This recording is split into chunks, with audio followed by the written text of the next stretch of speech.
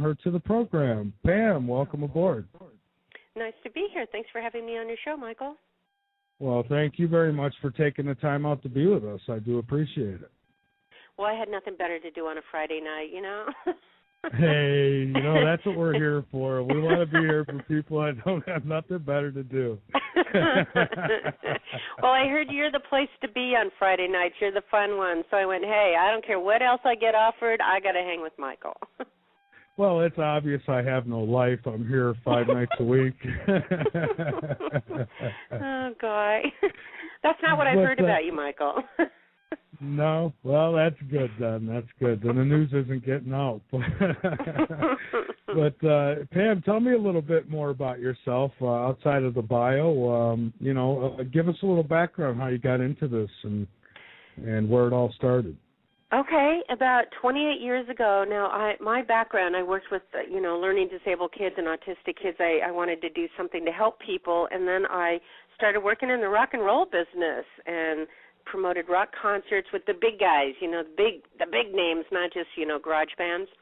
And was working with rock and roll people. I started running a theater, so I was working with Hollywood type. So I was in the entertainment business and doing just fine, thank you very much. And then I went to hear a psychic speak, and he pulled me up in front of the group that night and said, you know how to do this too, get up here. So basically he just kind of threw me in the water, and I went, no, I don't know what you're talking about. What are you crazy? Anyway, so I got up in front of the group that night and noticed that I was seeing psychic information about people. Of course, I had no clue that I could do this. I knew a woman in the room was pregnant. She didn't even know she was pregnant, Michael, because I saw the spirit of a little baby a little girl standing next to her, and never knew I could do that before either. And so she went to the doctor and found out she was pregnant. She ended up having a little girl. So I basically I got thrown in the water, and of course the psychic that night went, well, you've been asking to go to the next level in your life, and this is it, because I'm one of those people, probably like you, that like to challenge the boundaries and go, nah, you can't tell me what to do. I know there's more to life than this. So I was pushing boundaries. Absolutely. Yeah, exactly. So, and if I was in the rock and roll business, I was pushing boundaries. Anyway, so then about a year later, I met a woman who could see auras, and she started describing what she was seeing with people and what that meant to her, and it fit with what I was picking up psychically about people. And so I went, oh, that's a violet. Oh, that's a green. Okay, now I get it, because over the year I'd been doing it, I'd noticed some similar qualities or patterns that would show up with people. And so now I had something to put to it. It was the different aura colors had personality types to it. And so within about a year of working with her, I developed the ability to see them and sense them myself. I started out with it psychically and then got to the point where I could also see them. And I'm actually glad that I couldn't see them at the beginning. I could just feel them and sense them, because of that now I can do it over the radio, I can do it on the phone, I can talk to people who have on the other side. I can do all kinds of things now because I didn't rely on my visual sight to see them. So that's basically how I got into this. And you didn't realize that you had these gifts like when you were younger? Because I've heard other stories where people would tell me, well, yeah, I experienced it when I was a child and growing up, but I ignored it. I didn't tell anybody about it because I was afraid, what they'd think. And so you didn't go through any of that. No, I didn't. As a matter of fact, my situation was more, once I learned that I could do it, I went, oh my gosh, now it makes sense that I had that experience way back when in high school, or now I know why that experience happened to me, years ago. I started putting the pieces, I went backwards and looked in the rearview mirror and went, now it makes sense. But it also helps me explain to people that I believe anyone can do this. We all have the ability, psychic ability, intuitive, clairvoyant, whatever you want to call it. I don't even know what name to put to it anymore. Psychic, intuitive, sensitive, I don't know what's politically correct anymore. So now I tell people anyone can do it. We can all learn how to do it, and I opened up my abilities, and it wasn't that I knew it as a child.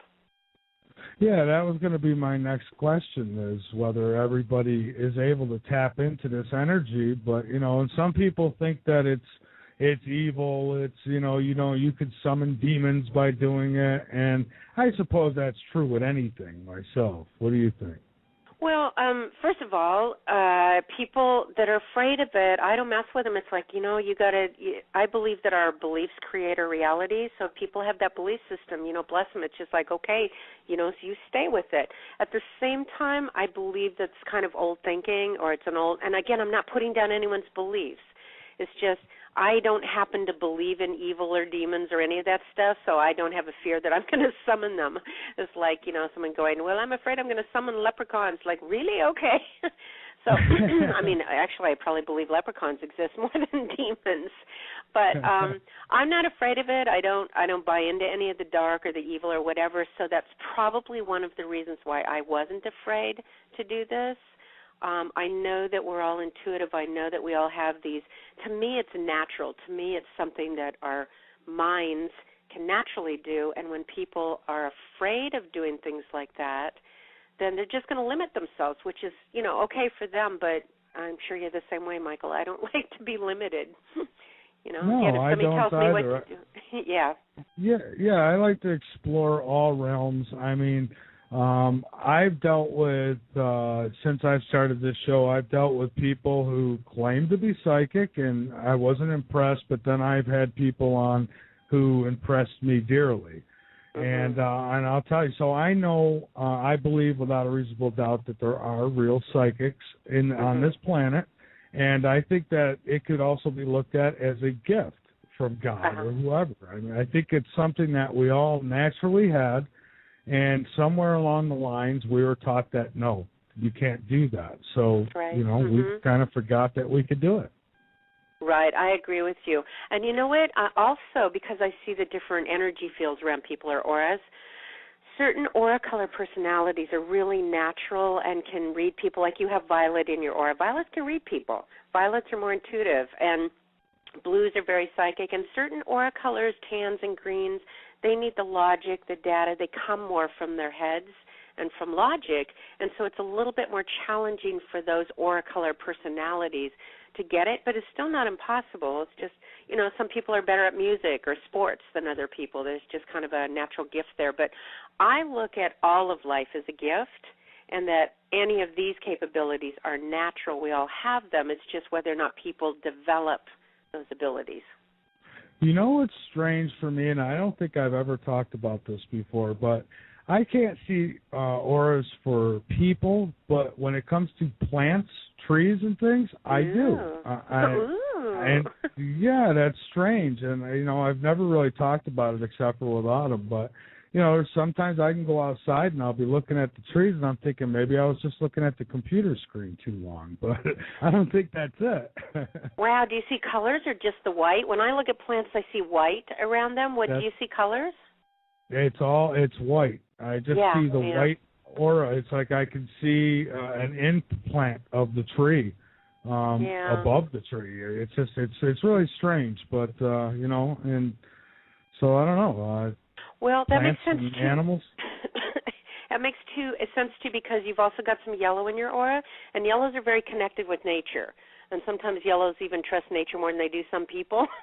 But so yellows are much more kinesthetic. So that's why yellows can walk into a room and go, okay, it feels good in here, or they walk into a room and go, oh no, I don't like the energy in this place. I don't want to stay here.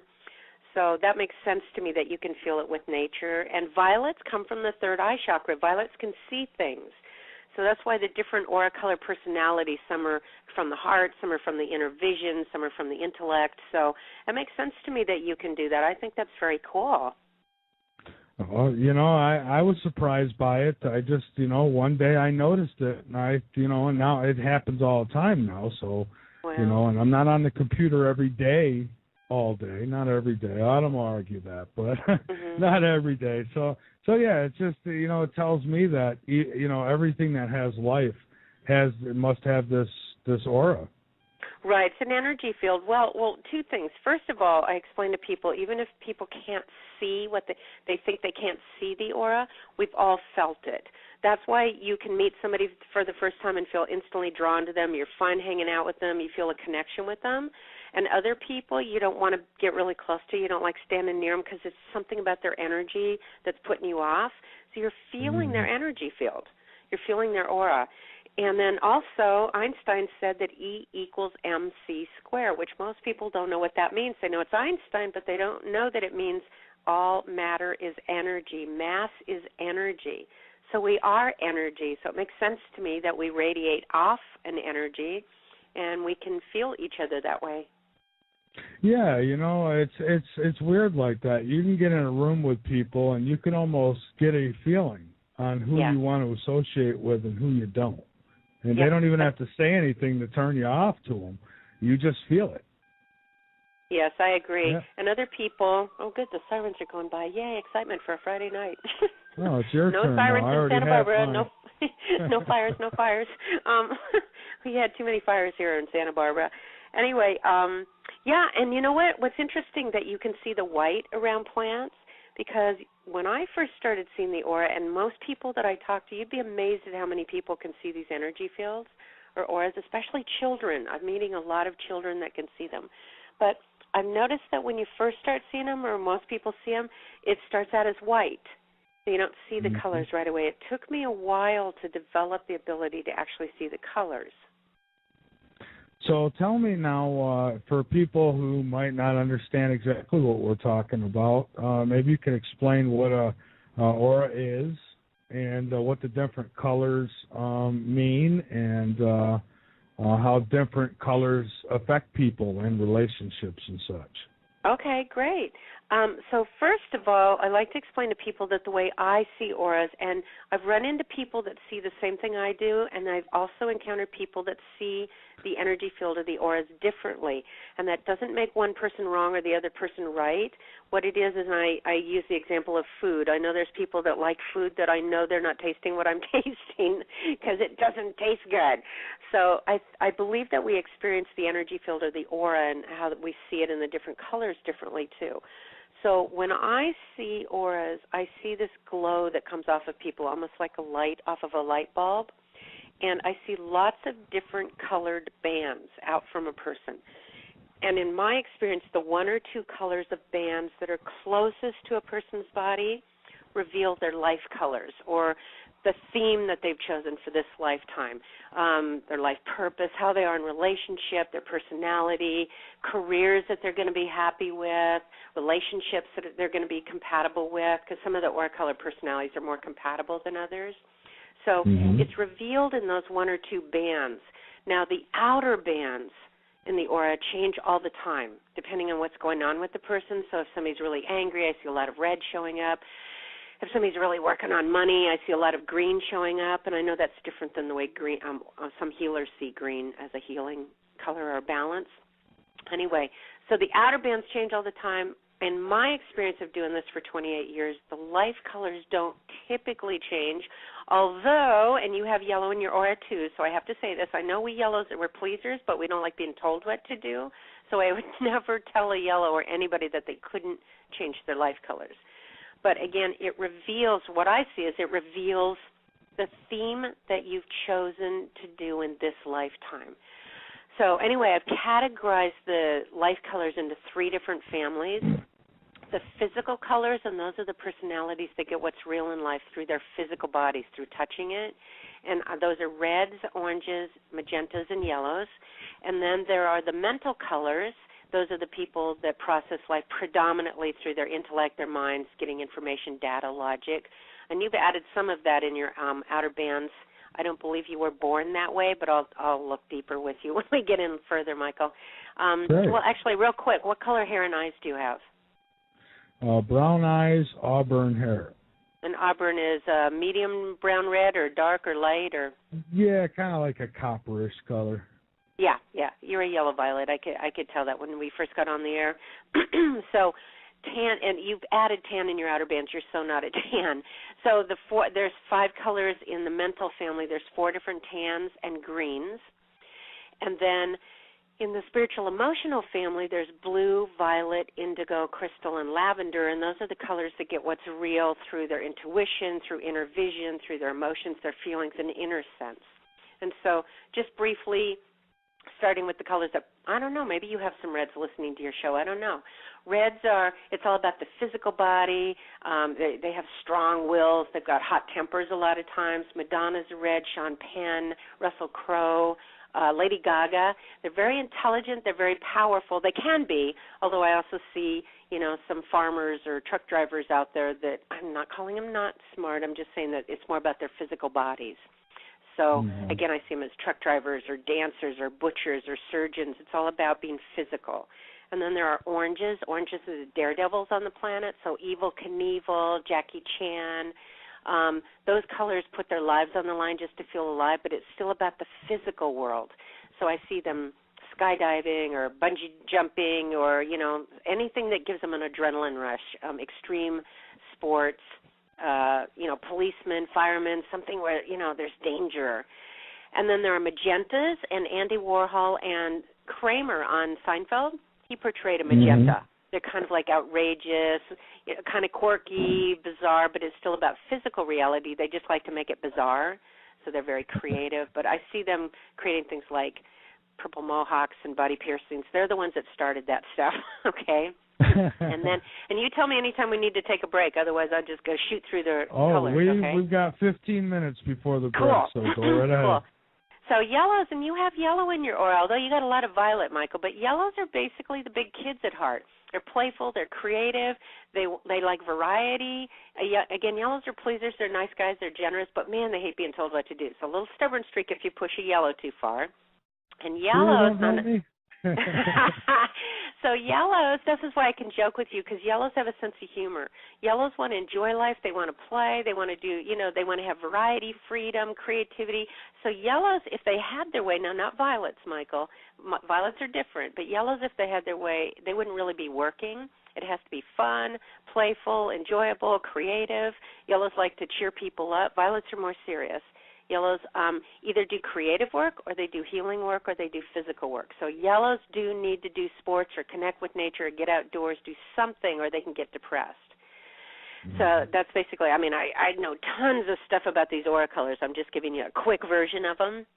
And then all the tans in the mental family. Now, again, remember, you've learned this one, Michael. This is not your natural, but you've used it to try and help you in this world. Tans are much more logical, practical, analytical. They will deal with the details. Wait till I get to the violet to show you how that doesn't work for a violet. Tans have the patience to deal with the details, so they'll be computer operators or engineers or accountants, but here's the difference. Tans usually like secure paychecks. They like practicality, security. Everything's logical. They tend to be more conservative with their money. And by the way, yellows don't care about money. Violets do, but not yellows. Yellows want fun, freedom, and variety and friends. Tans, you get the clue, right? Very down to earth, very practical, very logical. And usually when I'm talking to a tan, they go, wait a second, psychic stuff, or is there any scientific proof for this? And when they talk, they usually describe all the details. And tans do usually keep stuff to themselves. They go into their heads. So when you're doing some of that tan, Michael, again, not your real color, when you're doing some of that tan that's in your outer bands, you'll keep information to yourself. You'll just think about it and process it and analyze it, and I can see you doing that a lot when you're on the computer. But tans are the detail people. So usually tans are engineers. Do you know what I mean? Accountants, engineers, computer operators, that kind of thing. And then greens are the type A workaholic movers and shakers on the planet. Now, wait, I haven't gotten to the violet yet, because a lot of violets that are listening to your show go, well, I think I'm a green. But no, there's a difference. Greens are very driven to accomplish, but like Donald Trump's a green. Bill Gates is a green with violet. Barbara Walters is a green. David Letterman is a green and yellow. And so greens it's all about accomplishing, moving and shaking, money, power, getting there. A lot of them get degrees. A lot of them are business, entrepreneurs, corporation, CEOs, real estate agents. Do you understand? It's like a drive, but it really does have a lot to do with the intellect and money and power. And out of power, meaning the downside of greens, it's all about control. And they don't care who they hurt. They just want money. I hope Glenn's listening. Pardon?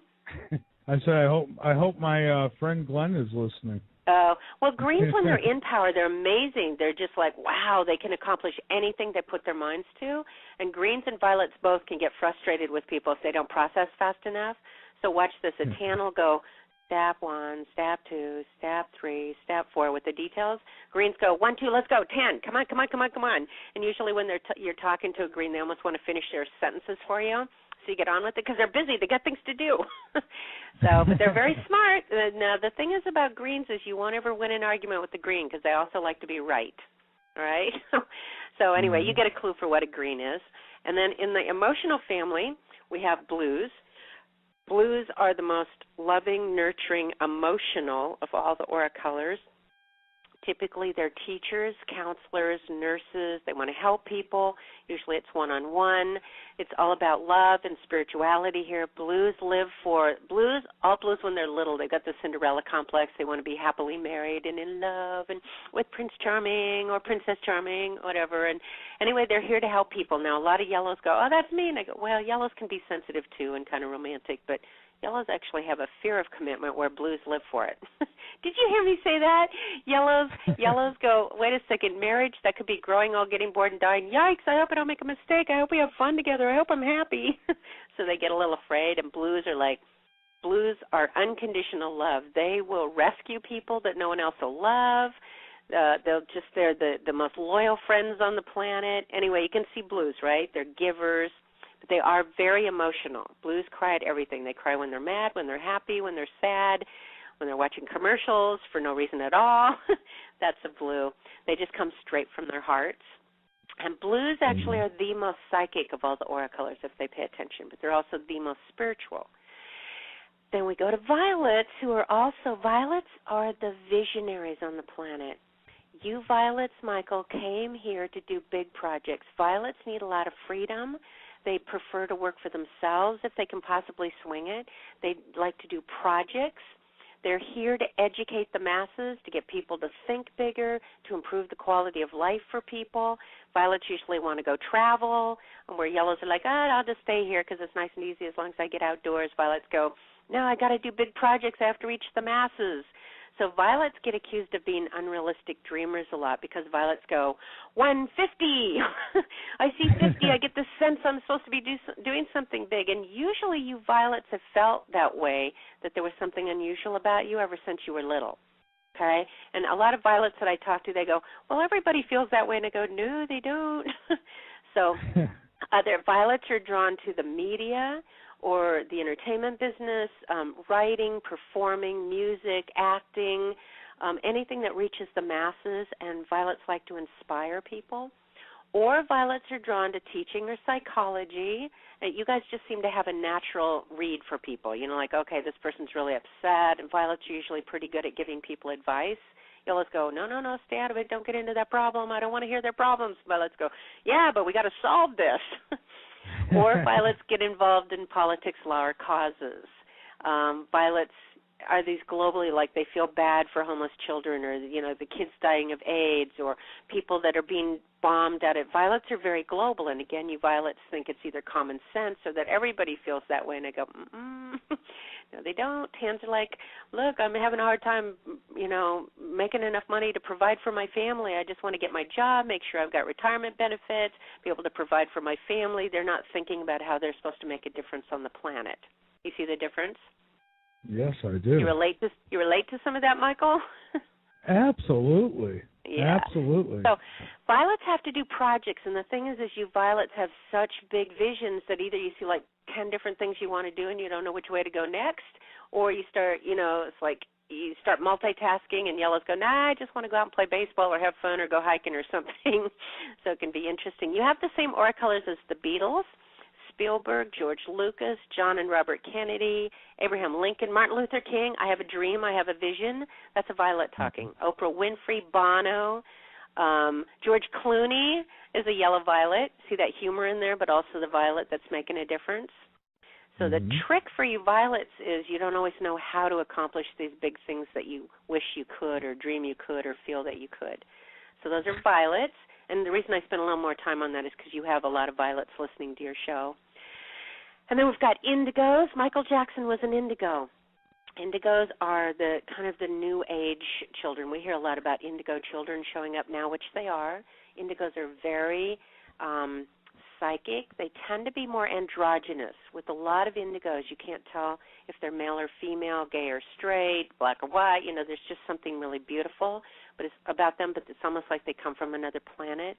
They're also usually very adept at technology. They can pick it up very quickly. So indigos are having a challenging time right now because so many indigo children are showing up right now, and a lot of them, Michael, are being diagnosed as autistic because indigos are very unusual. They don't know how to fit in with this world because it doesn't look the way it's very much about bonding soul to soul, very much about psychic communication with animals and the earth and the trees and other people, and they don't understand the poverty and the hunger. They know it shouldn't be that way. Violets are the ones that are supposed to be helping to change it, and indigos are the ones that are supposed to show us how to live that way with no judgment and in harmony and really spiritually connected. So anyway, they're having a rough time right now. Then the last two, we have the lavenders. Lavenders are very gentle. They're very sensitive. They tend to be more fantasy-oriented. They daydream a lot. Lavenders are very creative, so I see them being artists and writers, but they also have a tendency not to stay in their bodies very well, so they drift out and daydream. Sometimes when you're talking to a lavender, you look in their eyes and it's like nobody's home. It's like, hello. Lewis Carroll, who wrote Alice in Wonderland, had some lavender, and C.S. Lewis, who wrote Chronicles of Narnia, he had some lavender in his aura.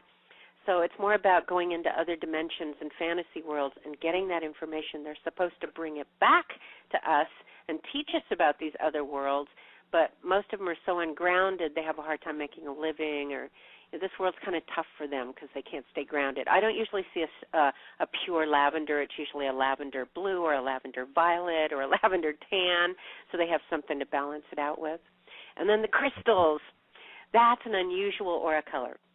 And a lot of your listeners are going to think they're crystals, but they may be more sensitive yellows because yellows are healers too, and some yellows are either the center of attention and funny, or they're very sensitive and shy.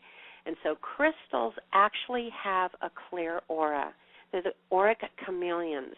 So if they stay pure, their aura stays pure, and they're natural healers.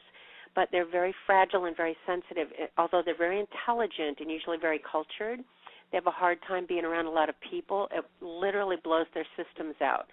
So they'll heal one person, then they got to go in meditation. They can't see anybody for the rest of the day. They just have to be quiet.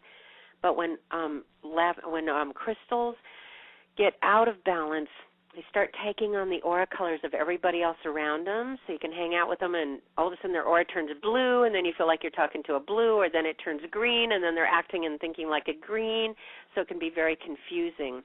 And they can get very confused and fragmented and very unhappy here because they're not, staying balanced.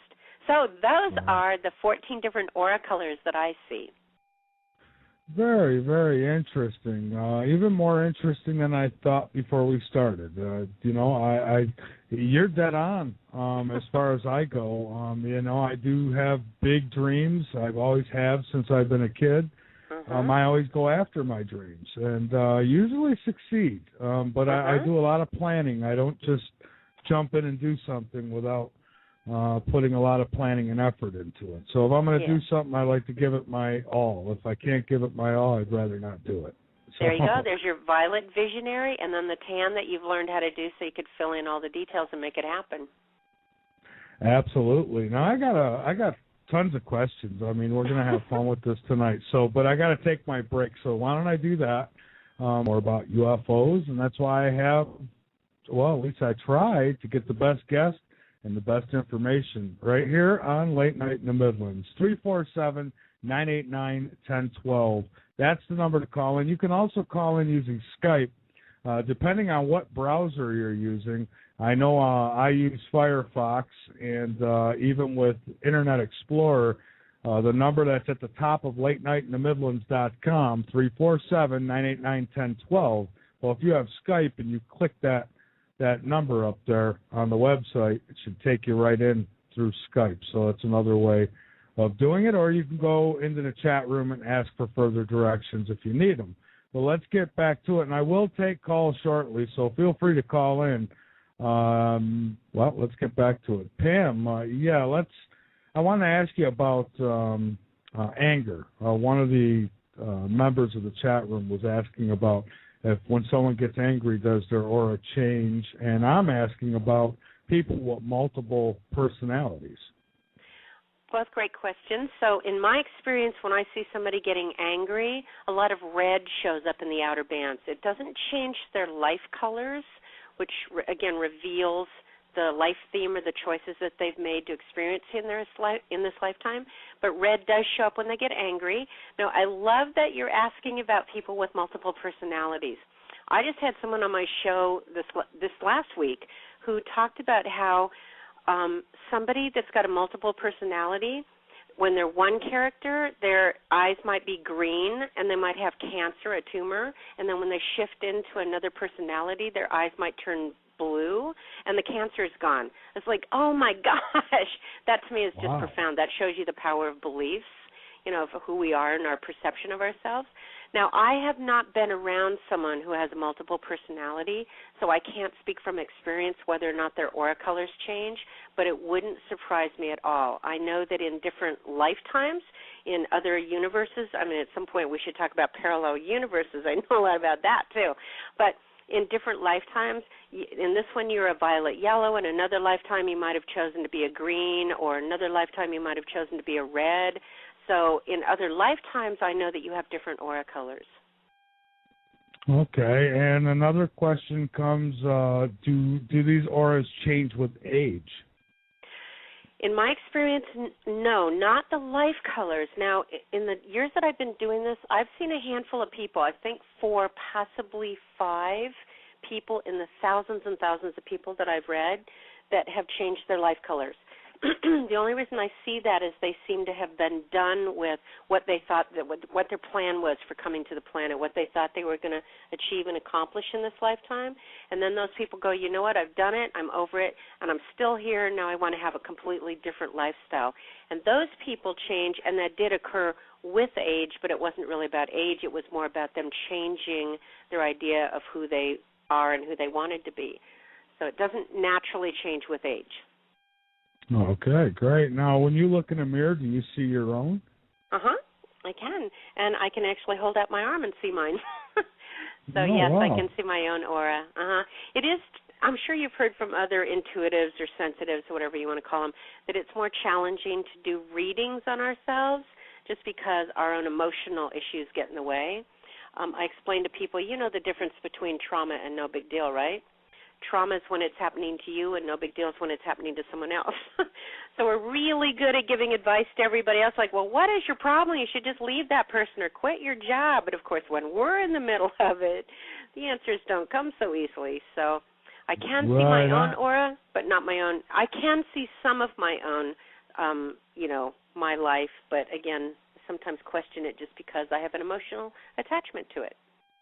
And that's my deal too. I'm really good at giving others advice if they ask for it. But when it comes to myself, if only I would take my own advice sometimes. Well, that's it. You know what, Michael? You just said a great key, though. That's one of the things I recommend that violets do if they get stuck. I go, you know what? Imagine that you're giving advice to somebody else with the same issue, and you're going to have great wisdom coming out of your mouth. And if you would just listen to what you're hearing yourself say to other people, you're going to have your own advice. Well, that's good advice. So, well, let's take a call. We'll get a call in, and we'll talk some more. And if anybody else wants to call in, we'll take your calls as well down the line here. We have Soraya, I believe it is, in New York. You're on Late Night in the Midlands. Hello, good night to you both. Hi. Hi, Soraya. How you doing? I'm good. How about you? I'm a little bit tired from the days running up and down, but it's a beautiful show and it has re-energized my interest in what you had said, especially about, the type of person we are or how we was born into this world, because you talked about walking with certain people who are clear crystalled or even sensitive in emotion, that they're able to walk into a room and just absorb the negative or even the positive, energy. Because I've seen that happen with myself at different times. Right. Do you have dark hair, Soraya? Dark hair, brown eyes? Yes, I do. Okay. You know what? You actually were born a yellow violet. Remember I said a lot of yellows think they're crystals because yellows really are sensitive, and violets also tend to be very psychic. The reason I can tell, I'm looking at you going, oh, my gosh, you've got creativity. I feel like it's very common for not everybody to listen to violets, like you guys just know things, but people don't listen to you. And I keep, when I tune into you, I go, oh, my gosh, I feel like when I'm younger I want to dance or I want to do something creative. I feel like you've got a lot of creativity to you. But then you violets can kind of get stuck because it's like, well, I want freedom. I want to do my own thing. I don't want people telling me what to do. I want to do my own thing. And I feel like you guys can get trapped because you don't know how to pull it off financially. You don't always feel like you have the support behind you. And you are sensitive. You do know things. But does that make sense to you when I say I feel like not everybody gives you credit for that? No, but everybody believes what it is that you see and sense? Hell yeah. They think I'm crazy. Yep. They can accuse violets of doing that a lot, but you violets really are older souls. You guys do see things. You know things, and typically it's way ahead of your time, and people go, what are you? Because they can't see that far. People don't see as far as a violet, so I understand how that gets frustrating for you then. Okay? But I have to ask you this question. Man, you've got, I feel like you like music, you've connected with music, and I don't know if you used to like to dance or thought about dancing when you were younger, but you have some real creative talent in there, and I feel like you don't fully know what to do with it anymore. Yes, and yes. I think there's 3 things I meditate on: food, sex, and dancing. Yeah. And karate. Yeah, that's the yellow thing. But violets love music and dance, and every time I tune into you, I feel like I want to do some sort of like real passionate, expansive, like expressive, free, like Latin music, or I don't know, just something that's really passionate. You got a lot of depth and strength and passion to you, but you don't always get to do it. It's like you feel like this bird that's in a cage to me too. Like you've got way more to do, and you're like your wings have been trimmed or something. You don't get to do everything you feel like you're capable of doing. Does that make sense to you? Oh, very much so. I hate singing the shoulda, coulda, woulda. Yeah, yeah. Well, go for it. You know what? You violets are supposed to teach by example. So you just go for it. You can do it in a way that inspires people instead of rebelling in a way that makes people think, that you're crazy. But you violets have to bust out of it. You've got the same aura colors as Elvis and the Beatles and Celine Dion and Beyonce. You're a violet yellow just like Beyonce is. Okay? And oh my gosh, I forget the girl's name in Cuba. Son of a gun, I'm spacing on names here. Latin singer. What's the name? I'm out of touch, so. Shakira? No, well, yeah, her too, but no, I think Shakira's got more red in her aura too. But anyway, I'm older. You're probably too young to know who she is. But anyway, the one that got in the bus, Gloria Estefan. Thank you. There you go. She's a violet yellow too, just like you.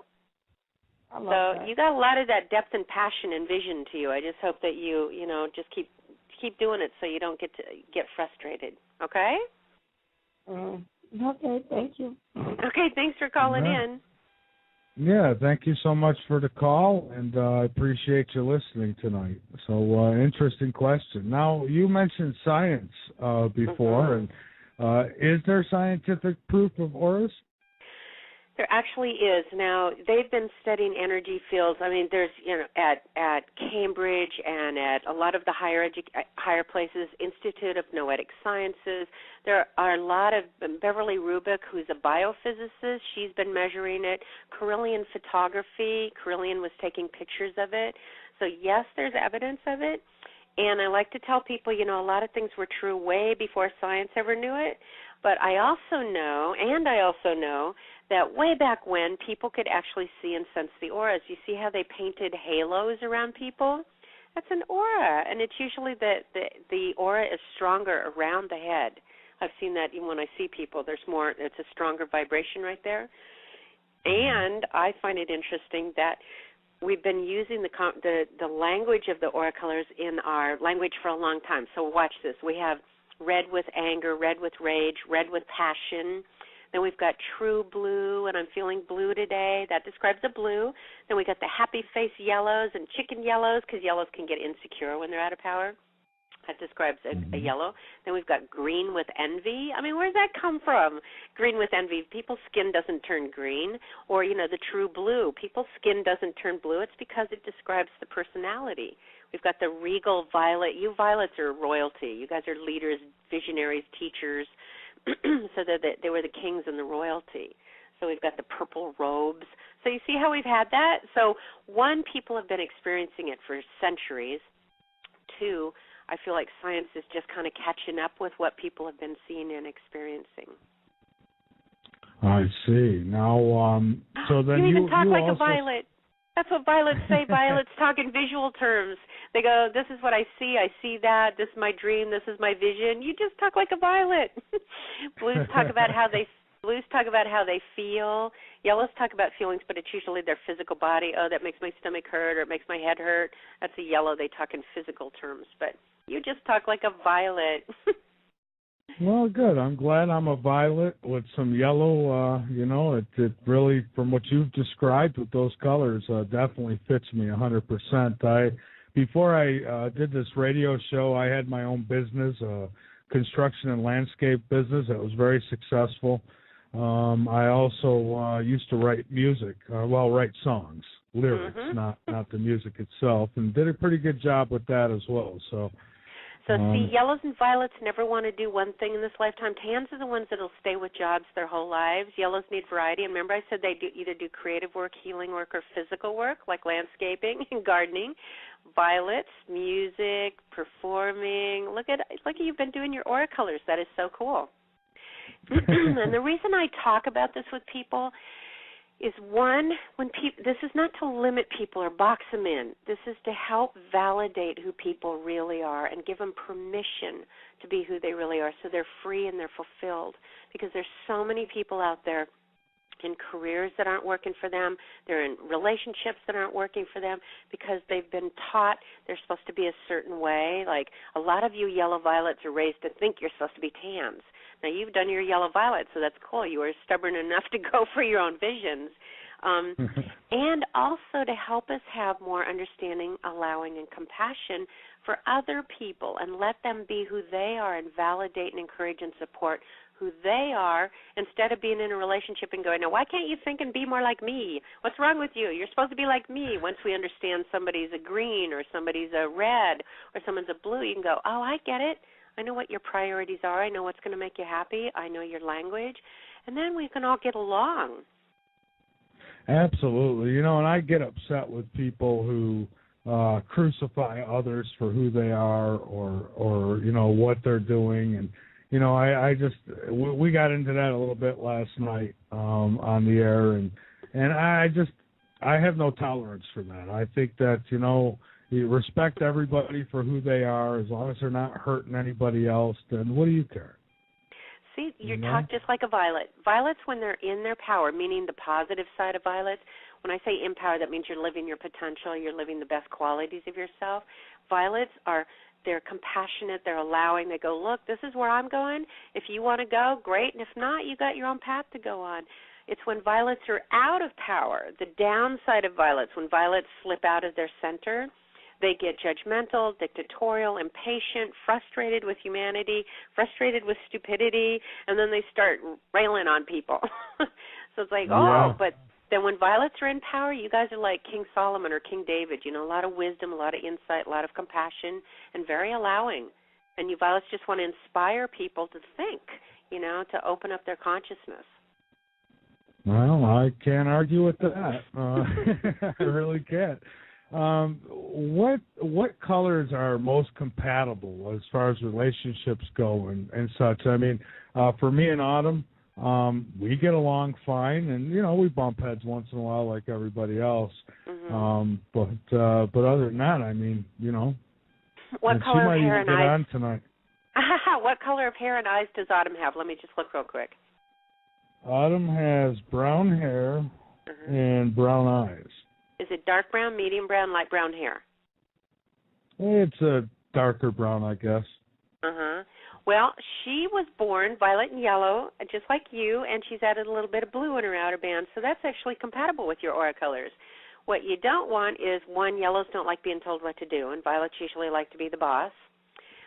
Or if violets see two different visions, then it's like the Beatles, you know. They're amazing together, or Sonny and Cher. I'm probably talking older than your audience here, but violets together, you get violets and they go, yeah, what about the, yeah, and they're right on the same path. Yellows are playful together. They can make, you know, they can laugh, they can joke. Yellows like being around with other yellows because then they're more playful, they're pleasers, they're easier, they're generous. It's great. Plus she's added blue, so blues are also pleasers. They are very loyal, very monogamous, very committed. They want the other person to be happy and very supportive. So you've got actually very compatible aura colors. Like I said, you just don't want to cross that line with the violet getting bossy and the yellow finally going, hey, you pushed me too far. Stop telling me what to do. I'm doing this as fast as I can. And violets are like, 150, come on, what about this? Let's go. So that's compatible. Exactly. And actually, you guys, go ahead. I was just going to say, you just described her almost perfectly. Yeah, she's this way. I like her. That's why when I first got on the phone with her, I could joke with her because I knew she had that yellow in there. You want to make yellows laugh. Yellows are so fun. They're so sweet. And by the way, yellows typically don't ever look their age. They're the perennial Peter Pans on the planet. And it's funny because yellows feel like they're still young and still have lots of life energy and lots to do. And violets sometimes feel like they're getting older and running out of time. Autumn. Anyway, so those color combinations are actually very compatible. Blues and yellows get along too because yellows are like big kids and blues will kind of nurture or be there, you know, not cause any trouble, so that's great. Violets and blues get along. Violets are the one color that greens and reds can't intimidate because, like, if the colors that kind of don't get along are like yellows and greens if they're out of power, because you can see if a green, it's all about money and ambition and power and accomplishing, and they can get impatient because they like to move and think really fast, and they need to be mentally stimulated. And and yellow's out of power, well, let me just say this real quick. See, I know I'm talking to a violet when I jump all over the place like this. That's a violet thing, multitasking. Anyway, so when greens are in power, they're very intelligent and ambitious, and they get things done. When greens are out of power, very frustrated, very critical. They blame, they get impatient. Wow, man, they're challenging to be around because their words can be really sharp. And when yellows are in power, they're full of life and energy and joy and optimism and fun, and they get people to cheer up and laugh, and they're healthy and they're good energy. When yellows are out of power, they can get flaky, lazy, irresponsible. They can procrastinate. They're very addictive personalities when they're out of power. They have health problems, they get back problems, they get knee problems, they can't figure out what they want to be when they grow up, so that's a yellow out of power. So can you imagine a green who's out of power, who's impatient and wants to make a lot of money and let's go, and they're critical, on a yellow who's sitting around smoking pot all the time and doesn't care about money, and they just want to go out and surf or hang out and play video games? You can just see a green would be all over that, right? Yeah, so that'd be a UFC fight. Yeah. So when they're in power, though, a green is smart enough to figure out either the creativity or the healing abilities of a yellow, and they can help those colors make money.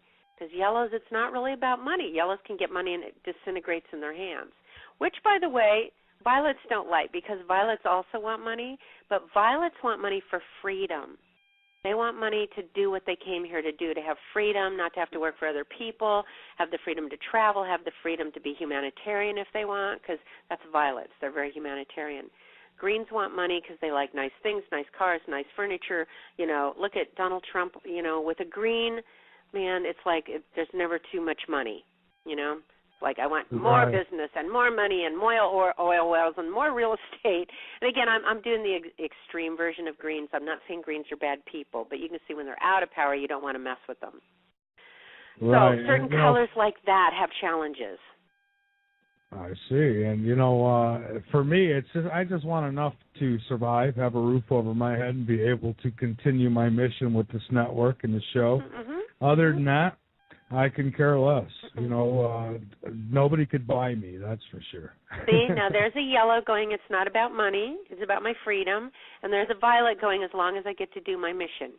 As long as I get to make a difference here, as long as I don't have somebody else telling me what to do and I can do the projects I believe in. That's a Violet talking. That's it. All right, well, if you're ready, let's take another call. Okay. We have Anna in New York. New York seems to be popular tonight. Anna in New York, you are on Late Night in the Midlands. Welcome. Hi, thank you. I'm from New Jersey, actually. Oh, okay. Well, I'm sorry. It got put in the Close switchboard enough. wrong. Now it's fixed. New Jersey. Yeah, close enough. I have great friends in New Jersey. Anna, where in New Jersey? I'm in South Jersey near Cherry Hill. Okay. Yeah, I know people in West Orange and Paramus and Montclair, and it's pretty. Oh, yeah. Not far. Yeah, it's okay. Well, so Anna, let me hear what color hair and eyes you have so I can connect with you. Well, right now it's blonde. Were you born a blonde, or did you have brown hair, or what's your natural color? Yeah, my natural color is brown hair and brown eyes. And is it light brown, medium brown, or dark brown? No, dark brown. Dark brown and brown eyes, but right now it's blonde. Okay, Yeah. First of all, I have to say this to you. You are very intelligent. I feel like I could give you things and you'd organize them for me. You got a great heart. I feel like most of the time you can get along well with people and get your job done and you do things. Every so often you don't want those people pushing you around or, going out of integrity or telling you what to do because that's insulting to you. But you got great energy, Anna. You've got that you understand that part that could make a difference with people, help people, and also those business organizational skills. But you know what I get with you? I'm going to get your aura colors in a second. The reason I'm doing this is because you have violet, you have yellow, you have blue, and you have green around you. And I feel like you learned the blue and the green, that you were actually born a violet yellow. Look at how many violet yellows you're pulling in, Michael. So, because I see 14 different aura colors, you see.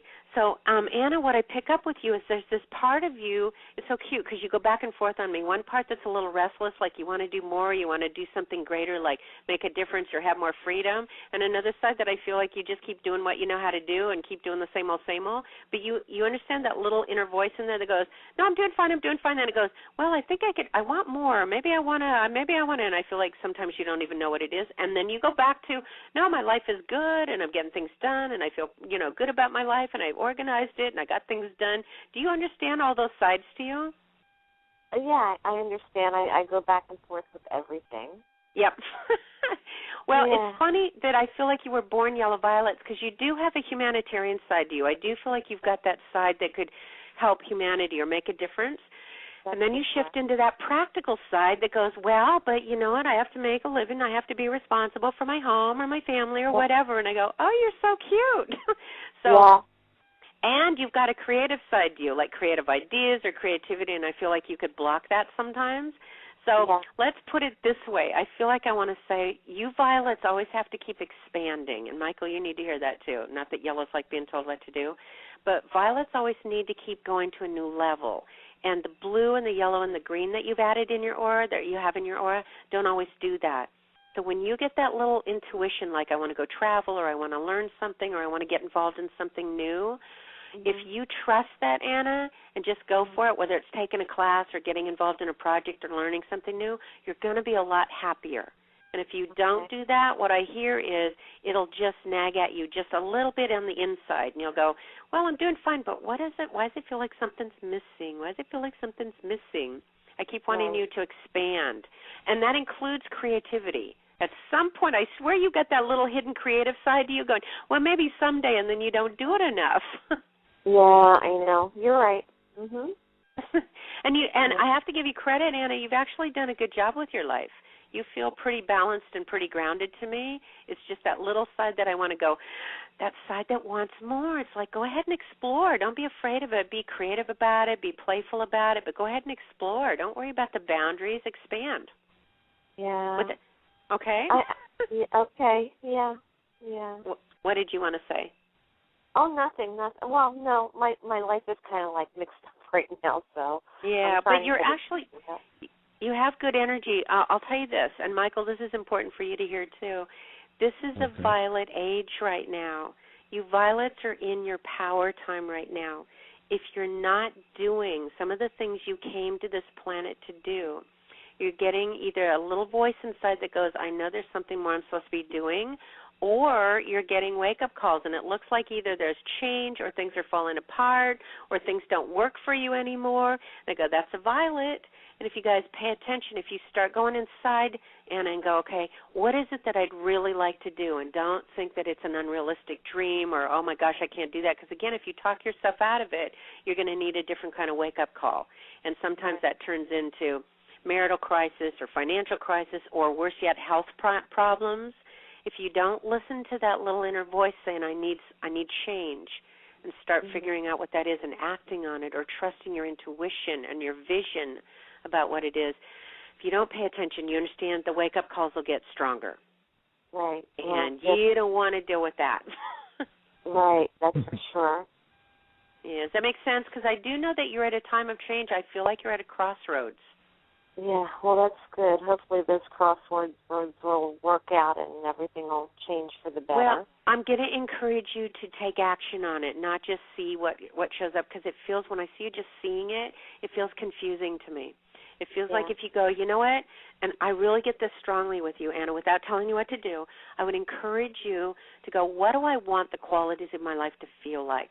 Who do I want to be? What do I want to stand for? What do I want? How do I want to be perceived, even from myself? Never mind everybody else. How do I want to feel good about myself? What does that look like? What does that feel like? And head in that direction. Because right now I'm seeing at least 4 different paths for you. And if they just show up out of default, I feel like you're going to stay in this mess a little bit, or this confusion longer. And you might not, I feel like it might not be the right choice. It just delayed it. It just took you down a side alley for a while, and then we're going to have a problem again.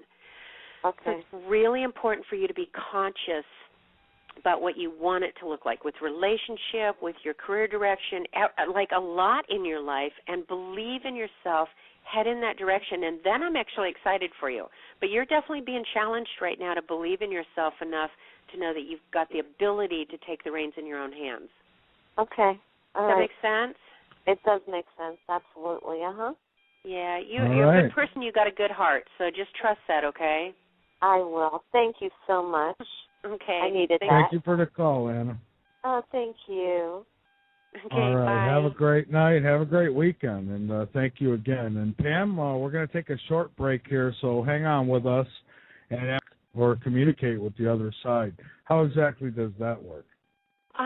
Well, I study quantum physics a lot, too, because I wanted to know why I could do what I could do. And basically, I believe that all consciousness still exists, whether we're in a physical, quote-unquote physical form, even though quantum physics is saying nothing's physical. I believe that people just shift over to another parallel universe, another dimension, another frequency, and we can still communicate with them. You have lots of people, lots of listeners right now that have had experiences of knowing that their loved one was still around them, or they dreamt of them, or they communicated with them. So what I do is the same thing I'm doing with your callers right now is I'm adjusting my frequency. I like to use the analogy of when you adjust to find a radio station. You have the dial set to whatever station they've got, whatever you pick up that frequency. If you change the frequency, you're going to pick up a different radio station, a different broadcast that's going on, and it's all just frequency. So what I do when I talk to somebody else on the other side is I just adjust my frequency to connect with their soul, their personality, their beingness, whatever word you want to use, and can communicate with them. Well, that's amazing. Now, because I know that this question comes about anytime we talk about this type of thing, so I'll ask you. And I'm sure the answer is you can feel it. I'm not trying to put words in your mouth, but how do you know who you're speaking to? How do you know, sometimes they like to play tricks on the other side. How do you know? Well, you know what? Most of the people that I've tuned into are not tricksters. They're a lot of times people come to me and they've lost their husband or their child or their parent, and when I talk to them, I can feel it, and then I'll tell the person what I'm hearing and who I'm seeing and who I'm tuning into and the personality, and usually the personality comes through so clear. They go, oh, my gosh, that's my father. That's exactly what he says. That's the terms he uses. That's even, you're almost sounding like him when you talk. So I know. I mean, I ask for the highest. I don't have an experience of being with beings on the other side that are trying to hurt anybody or trick them or do any of that stuff, mischievous people. I actually go right for the relatives or the families or their spirit guides or, guides, whatever you want to call different people over there. But I think mostly, Michael, it's my intention and my energy and my frequency that pulls in what I ask for, which is the highest. And that's how I've always seen it. That's how I've explained it to people where, I think intention has quite a bit to do with it. I mean, if you intend to summon demons from a toaster, you're going to summon demons from a toaster. Wow, you have an interesting toaster. So, people talk about Ouija boards and this and that, and I think it all comes down to intention, what your intent is. So if you have bad intentions, you get bad things maybe. Yeah, and I believe that whatever you put your energy into increases. So I don't put my energy, my beliefs, or my thoughts into anything that's negative, that's fear-based as much as possible. I mean, I can get fearful, like, what if this doesn't work?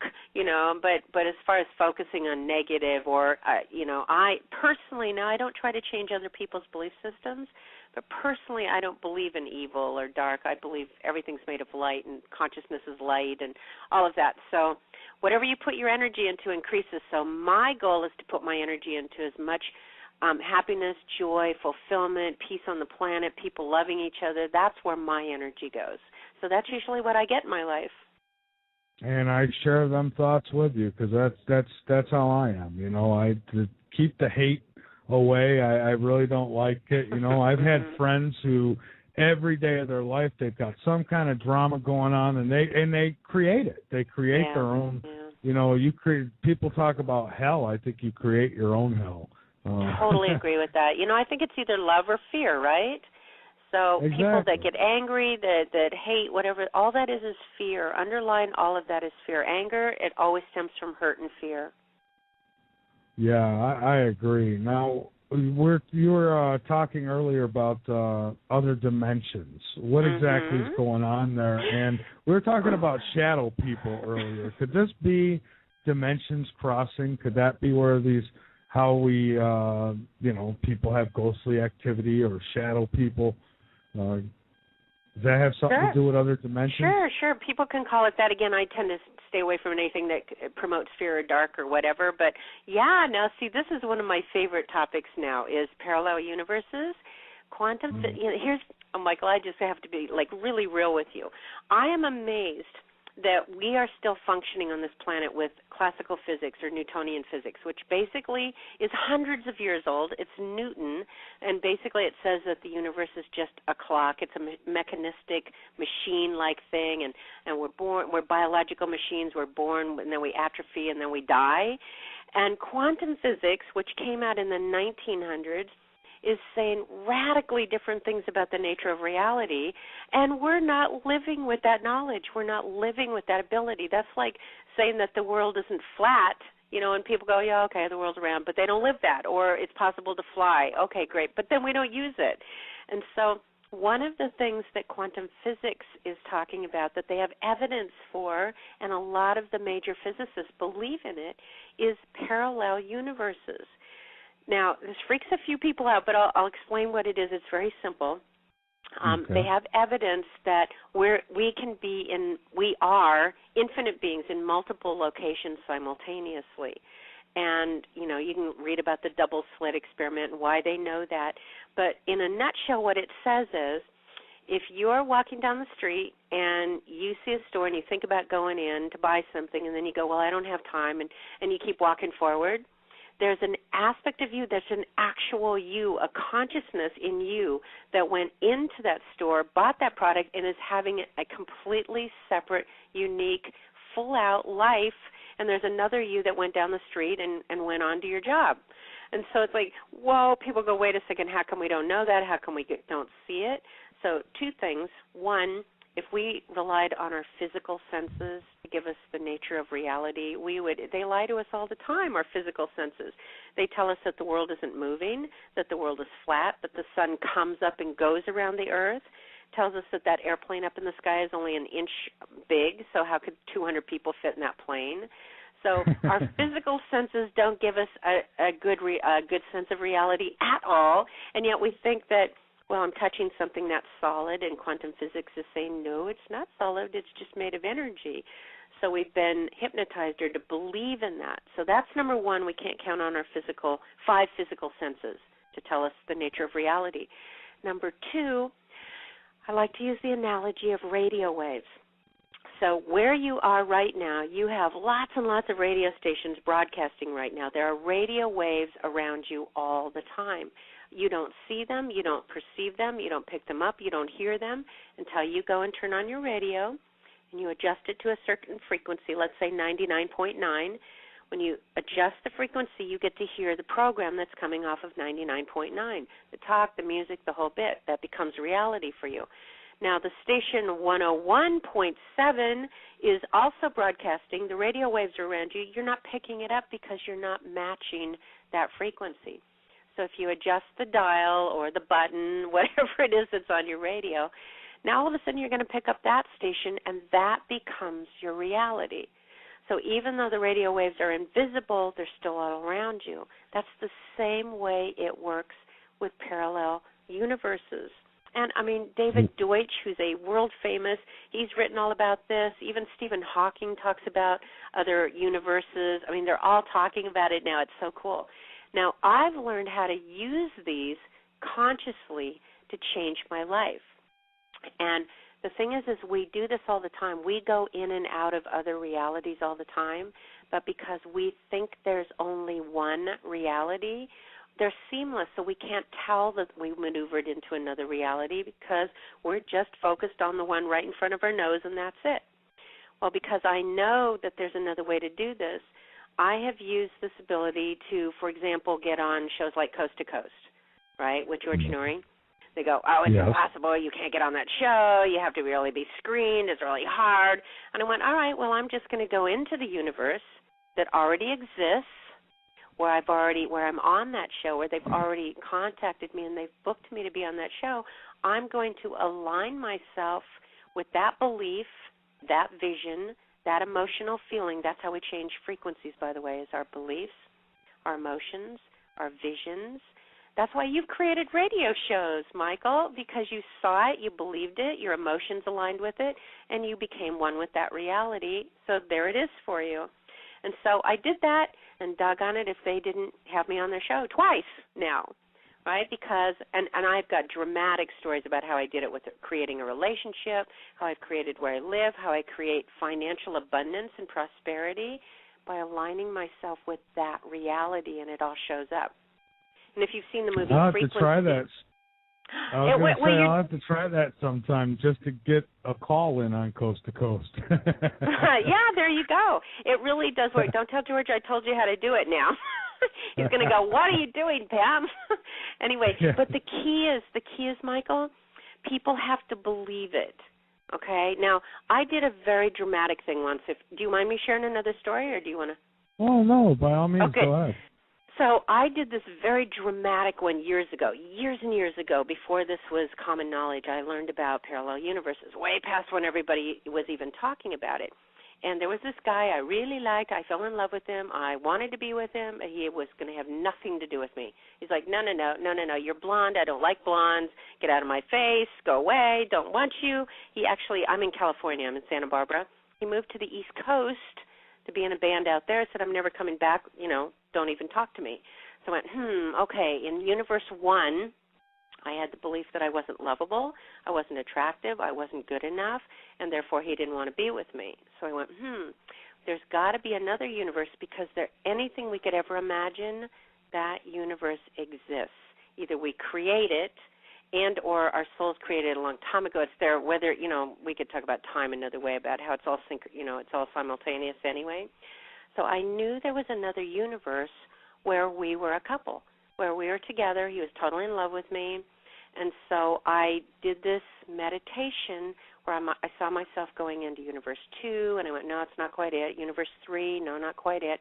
I went into Universe 5, and in that one I went, now in this one, everybody around me is happy, they're in love, because in Universe 1, all my girlfriends were complaining about there were no good guys out there, and they were all miserable, and they wanted to be married, and blah, blah, blah, right? So in Universe 5, I went in there. I saw my friend giving notice to the band that he was with, breaking up with whatever girl, because you know musicians, they always got girls around them, breaking up with this girl, going to Iowa to see his meditating friends, going to Los Angeles to see his rock and roll friends, and coming back to Santa Barbara to be with me. 2 weeks later, and I felt it. I was in it. I surrounded myself with it. I felt the emotion of it. I felt lovable. I shifted my beliefs. I shifted my frequency. That universe felt very real to me. So I knew I had to walk out of, I had to drop Universe 1, completely not even give it attention. And I found myself in Universe 5. And I felt it emotionally, physically, visually. I just breathed it in. I knew it was a real one. 2 weeks later, I actually talked to him, and he had been gone for 2 years. I talked to him. 2 weeks prior to that, he had broken up with his girlfriend, given notice to the band, was going to Iowa, was going to Los Angeles, and we have now been together for 29 years. Oh, okay? Wow. That's dramatic. Now, people react and go, you can't control someone like that. You can't manipulate. And I go, you guys, you're missing the point. If you think you have to control or manipulate, you're in the universe where you don't believe that you're together. You're in the universe where you believe it's not together. So, and it's dramatic, and I do it all the time. I do it with projects and client, anything that I want. Now, I'm not always, I can't always get my beliefs in alignment with it. We all have our challenges, but it works more often than not for me. So that's very dramatic. Now, the cool thing is people might go, well, that's just, coincidence. I go, but when I was in Universe 5, all my girlfriends were either with boyfriends or engaged and getting married. And I wanted to go up to every single one of them and go, you know what, in another universe, you're miserable and you're single, and in this one, you're actually getting married. But I went, I can't share it with them. They'll think I'm crazy. But now I'm sharing it with people. It's like, you guys, this really does work. It's amazing. And this is not just New Age, woo-woo-y, weird talk. This is actually quantum physics. Physicists know this is real. Right. And, I say all the time that, and Peter Kling, I guess I'm stealing this from him because he said it first, but everything was a thought before it became a reality. Yes. So, amazing. Yes. Well, if you're ready, let's take another call. Okay. All right. Okay. We've got Riscola in Florida. Riscola, welcome aboard, my friend. Good evening. Good evening. How are we doing? Great. Good. How are you? I'm hanging in there, having my challenges myself, but find the conversation on that extremely interesting. One of the things that you have brought up, have you ever heard of the teachings of Abraham? Yes. Uh-huh. Yeah, Abraham, Seth, they're all in alignment with this. Yes, I love Abraham. Yeah, this is, I heard of those teachings a while back and followed them for some time, and this seems to be right along the same line. It seems to be like a confirmation from different sources that your emotions carry a lot of power around you. Yep. My gosh, I can't think of his name. It'll come to me in a minute. Anyway, I'm sure you're aware of Dr. Emoto and the studies he's done on water. With water, yeah, absolutely I am. Uh-huh. And there is the proof that your emotions have an effect of your surroundings, because depending upon the emotion that you have would depend upon the water crystals that would come out after that. That's right. That's right. Emotions are energy in motion, emotions, energy in motions, and they're a frequency. And so, yeah, Esther Hicks talks about it, and Seth talks about it, and a lot of quantum physicists are talking about it. So I love that you're bringing this up. Absolutely. It's a powerful frequency. So something else I'd like to share with you, your opinion on, but I have this, and I've not learned, this is my own belief. I don't know where it came from. This is just my own belief. I do know that it is scientifically proven that there's an abundant amount of energy when we talk about the quantum. When we're dealing in the quantum, there is more energy than we could ever use. In a 2 foot by 2 foot cube, there's enough energy to power an entire city. So that is a well-known fact, a scientific fact. My question or my theory around that is, would it be possible, because energy, everything is energy. I mean, when our physical body passes on, the energy that drives our body continues. So since we convert from a physical being, a physical living, breathing being, to the spiritual being when our body dies, would it be possible to take or have access to that quantum energy and produce from that quantum energy almost, what would that be called, instant manifestation? You think that's possible? I think everything's possible. And watch this. Not only, our bodies, our energy, when you say our physical bodies, I go, are you getting that they're saying everything is energy? So you are creating your physical, quote-unquote, physical body right now with your thoughts, your emotions, your visualization, your expectations. You are creating this body every moment because it's not even physical. So we have unlimited, infinite amount of energy available to us right now in any form we could imagine. It can take any form we visualize, any form. But see, we don't know that. We have been trained to think that we are these frail physical bodies that deteriorate, decay, and die. And that's absolutely not the truth according to quantum physics. And again, we're not buying that. We're not believing it yet. So I'm out here going, come on, guys, we need some mass consciousness going here, because if we really got it, we wouldn't be aging, we wouldn't be getting sick, we wouldn't be dying. We could change our quote-unquote physical form into anything we want. You can lose weight that way. You can heal cancer that way. You can do all kinds of things because it all is energy, and it is being affected by our consciousness. Wow. It's amazing, isn't it?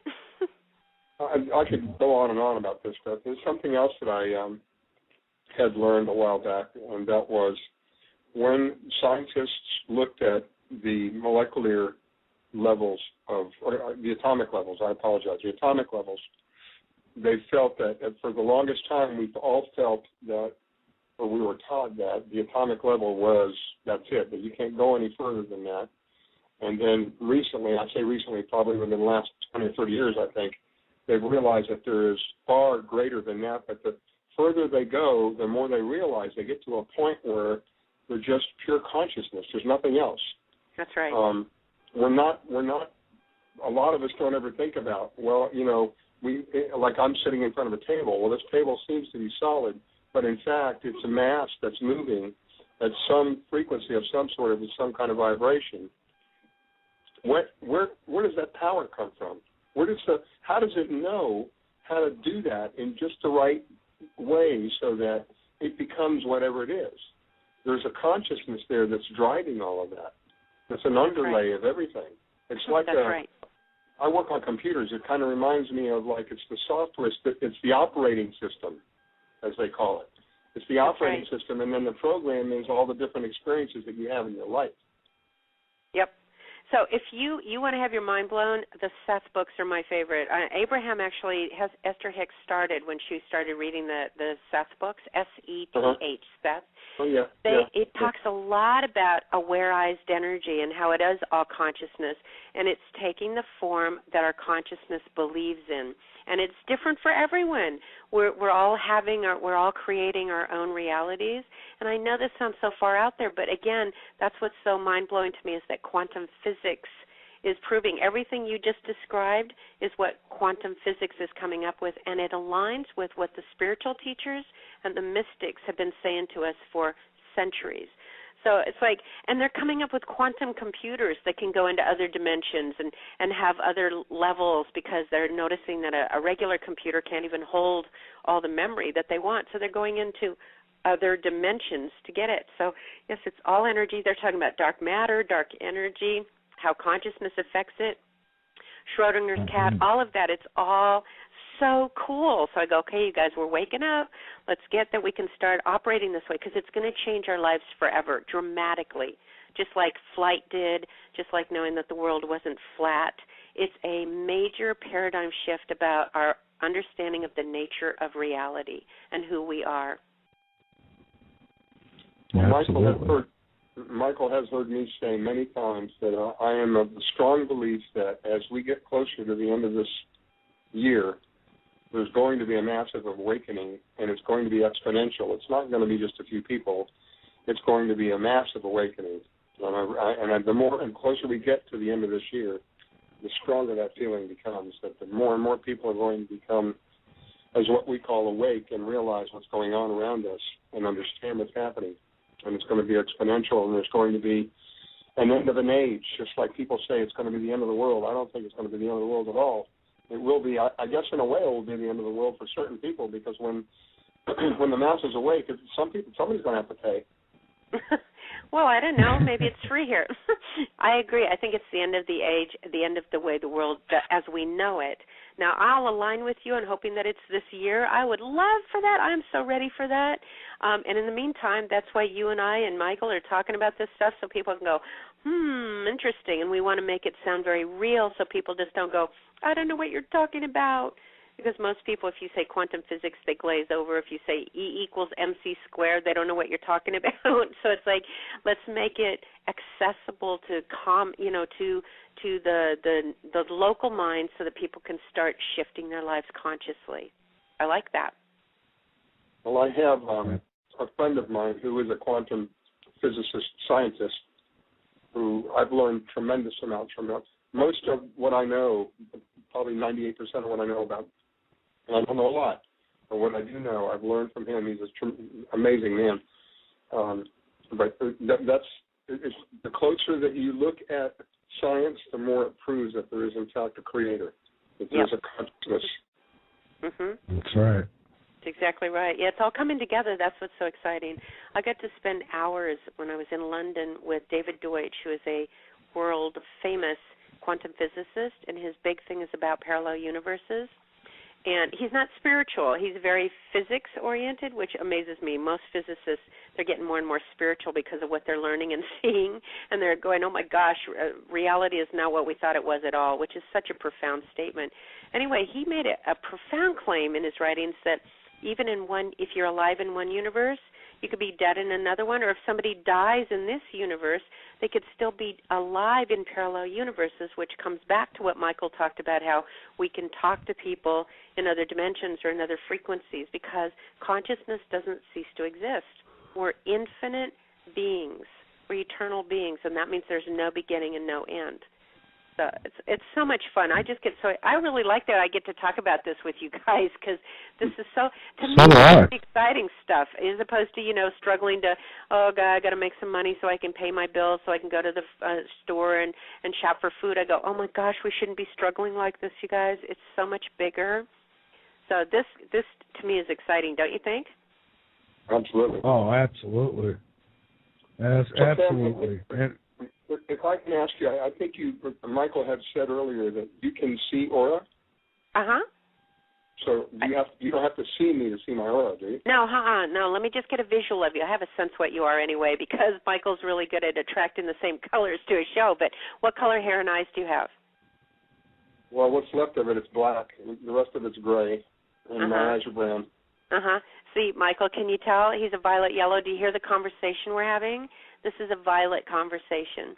The violets tend to be ahead of their time, very cosmic, very, leaders, visionaries. They see things that other people go, what are you talking about? I don't see that.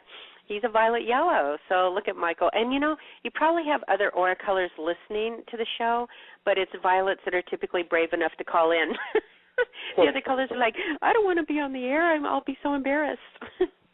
So that's what your colors are, violet and yellow. Well, thank you. Mm-hmm. I guess that's a thank you. That's a good thing, right? Well, let me say this. First of all, I love violet yellows, but there are no good or bad colors. It reflects the choices, the theme that you've chosen for this lifetime. Now, you have free will to change anything you want, but violets want to push the boundaries. They want to think bigger. They want to do bigger projects. They're curious about things that are just way beyond, something just like than doing math or, sitting behind a computer and that's it all day, unless they're exploring things that are like, wow, new education, new learning, new concepts behind. But none of the aura colors are bad. There are people here having lifetimes where they go, I want to know what it feels like to be a blue. I just want to be married. I want to have children. I want to raise the children. I want to experience love. I want to experience God. I want to experience spirituality. That's not a good or bad experience. That's the experience they've chosen. I'm a blue yellow who's added violet. So, or magentas that are here going, you know what, I was very responsible in another lifetime, and you notice I'm calling it another, not a past lifetime, because it's all happening simultaneously. So a magenta who's very wild and outrageous and shocking behavior and, being seen as crazy or whatever, in another lifetime they may be very responsible and practical and grounded, and they go, okay, now my soul wants to have a different experience. So it's just a desire for a different experience. Well, are you of the opinion or the belief that we don't come back? I totally. Well, see, that's what I'm saying is I absolutely believe we have multiple lives in other centuries, other dimensions, other times, but most people call them past lives. What I've learned is we experience time as sequential, step 1, step 2, step 3, and it has a lot to do with our mental processes and our language. But what I've learned by studying quantum physics is time is simultaneous. So all those past lives are happening simultaneously. So the 16th century is happening right now. The 12th century is happening right now. So you could call them past lives or you could call them other lives because they're still happening right now. So by the same logic, then, is the future happening right now too? Absolutely. That's why psychics can, when I do a reading for somebody, I can tune into a person, and based on the beliefs they have right now, the thought pattern, the energy, the emotions that they're doing, I can totally see their future. And go, look, with the current beliefs you have right now, this is the future you're headed for. And if you don't like that, we've got to take a look at your beliefs. So I can see their future right now, their probable future right now. I can see it like a movie right in front of me. But I believe in free will. I've tuned into people, like I had one girl come to me and I go, wow, you have so much anger towards your father and so much resentment that if you don't clear that out, you are headed right now for breast cancer because I'm seeing a future vision of you with breast cancer. Now, you don't ever have to manifest that. If you can do some processing around, releasing your dad and releasing the energy and see why that all happened and forgive and blah, blah, blah, you won't develop breast cancer. But she came back to me 4 years later, and she said, I didn't do anything you said. I held on to the resentment towards my father, and I have breast cancer now. Will you please help me get rid of it? So I can see where people are headed, but they have free will. That's why I call them probable realities. And the fact that I can see someone's future means it actually exists right now. Otherwise, how could I see it? Okay, so follow me down this path for a second. Our physical body stops now. We are in this reality, or in this dimension, as we refer to it. And our physical body stops, and the energy continues. I don't think there's any argument about that. The energy that drives our body continues. So what happens to that energy? In your opinion, where does that energy go? Does it go back to source? No, I still feel. Now, remember, I'm not saying I don't believe in past lives. You understand? I'm calling them other lives. No, so I believe. I see where you're coming from. Yeah. Yeah. So what I see is what I'm going to call what Seth actually calls to an oversoul. In other words, think of it as this huge soul that exists in this layer of consciousness that's very aware of everything it's doing, and it sends out fragments of itself to have different experiences. So the oversoul, almost like an octopus with eight different arms.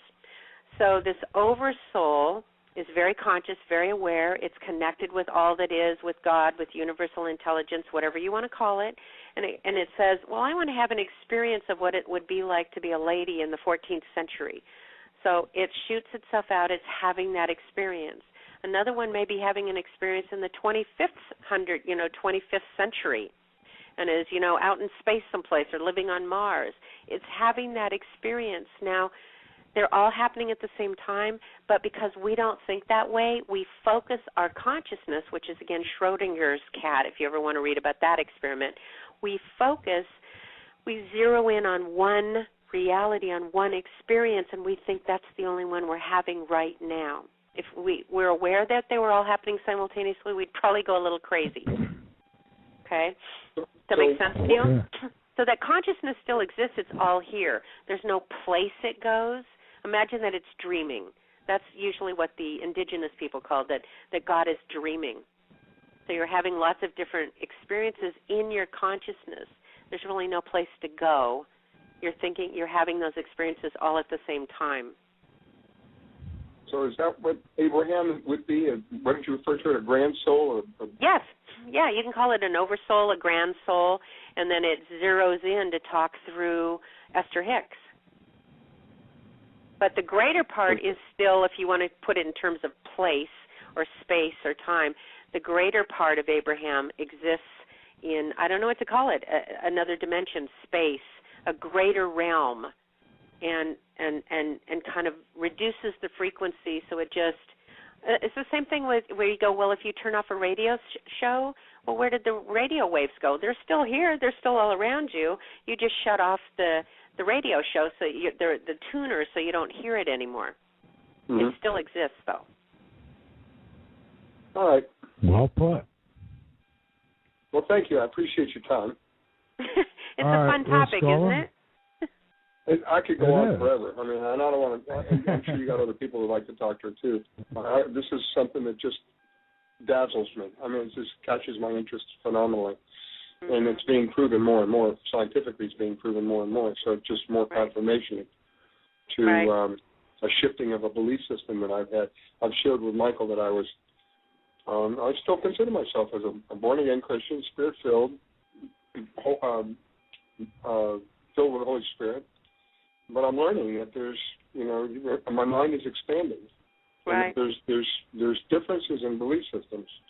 Right. And you know what? I was raised Christian too, and I believe that this is what Christ was teaching us: that death has no power over us. Thank you for saying that. That it's an illusion. Yeah, that it's an illusion that somebody is lame or blind or sick. It's like, okay, stop believing in that now. It's consciousness. So I believe this is my relationship with Christ, that this is what Christ was teaching us. I have, without getting that information from anybody else, that's something that I came to the understanding of. Mm-hmm. Thank you for that confirmation. I appreciate that. Right. I think that he had reached a point in his life where he was, as earlier as I said to you, there was an abundant amount of energy in that quantum. That has been proven. If you could learn how to manifest that instantly, these are the miracles that he was performing in front of all these people. He was able to instantly manifest from the quantum whatever he wanted. I totally believe that. And the same thing was that's why there's no death. And remember, he said the things you see me doing, you can do also. Right. So I believe that's what's happening right now. And you know what? I respect everyone's belief system because we're all having a different movie here. We all have an experience connected with Source, God, whatever you want to call it. And we're all having our experiences to learn. But what I find interesting is, in my reality anyway, it feels like just what you said. It feels like people are waking up. And can you imagine how profound a paradigm shift it must have been if they went, hey, guys, the world's not flat, it's round. Can you imagine people going, wait, how could it possibly be round? How can people be on the other side of the planet? Wouldn't they fall off? It's like, it would be like, that's not even possible. Or flight. It's like, come on, we can't go to the moon. It's like, that's not possible. What are you talking about? And then when we did, there were people that still don't believe that was possible. It's a paradigm-shifting way of how we're seeing reality, and I agree with the caller. And I'm sorry, I forgot your name. I feel something big is shifting right now. It's definitely shifting, and more people are waking up. It's like, wow. And yes, there will be people that still want to stay having the movie that they're having, and that's okay. They can still have that movie. No judgment on it. They'll be in a different parallel universe where that movie is still going on. There are people that are living in a reality where the world blew up, where there was already World War III and there was nuclear holocaust. It's like, okay, you have that one. I'm not going there. I don't want that movie.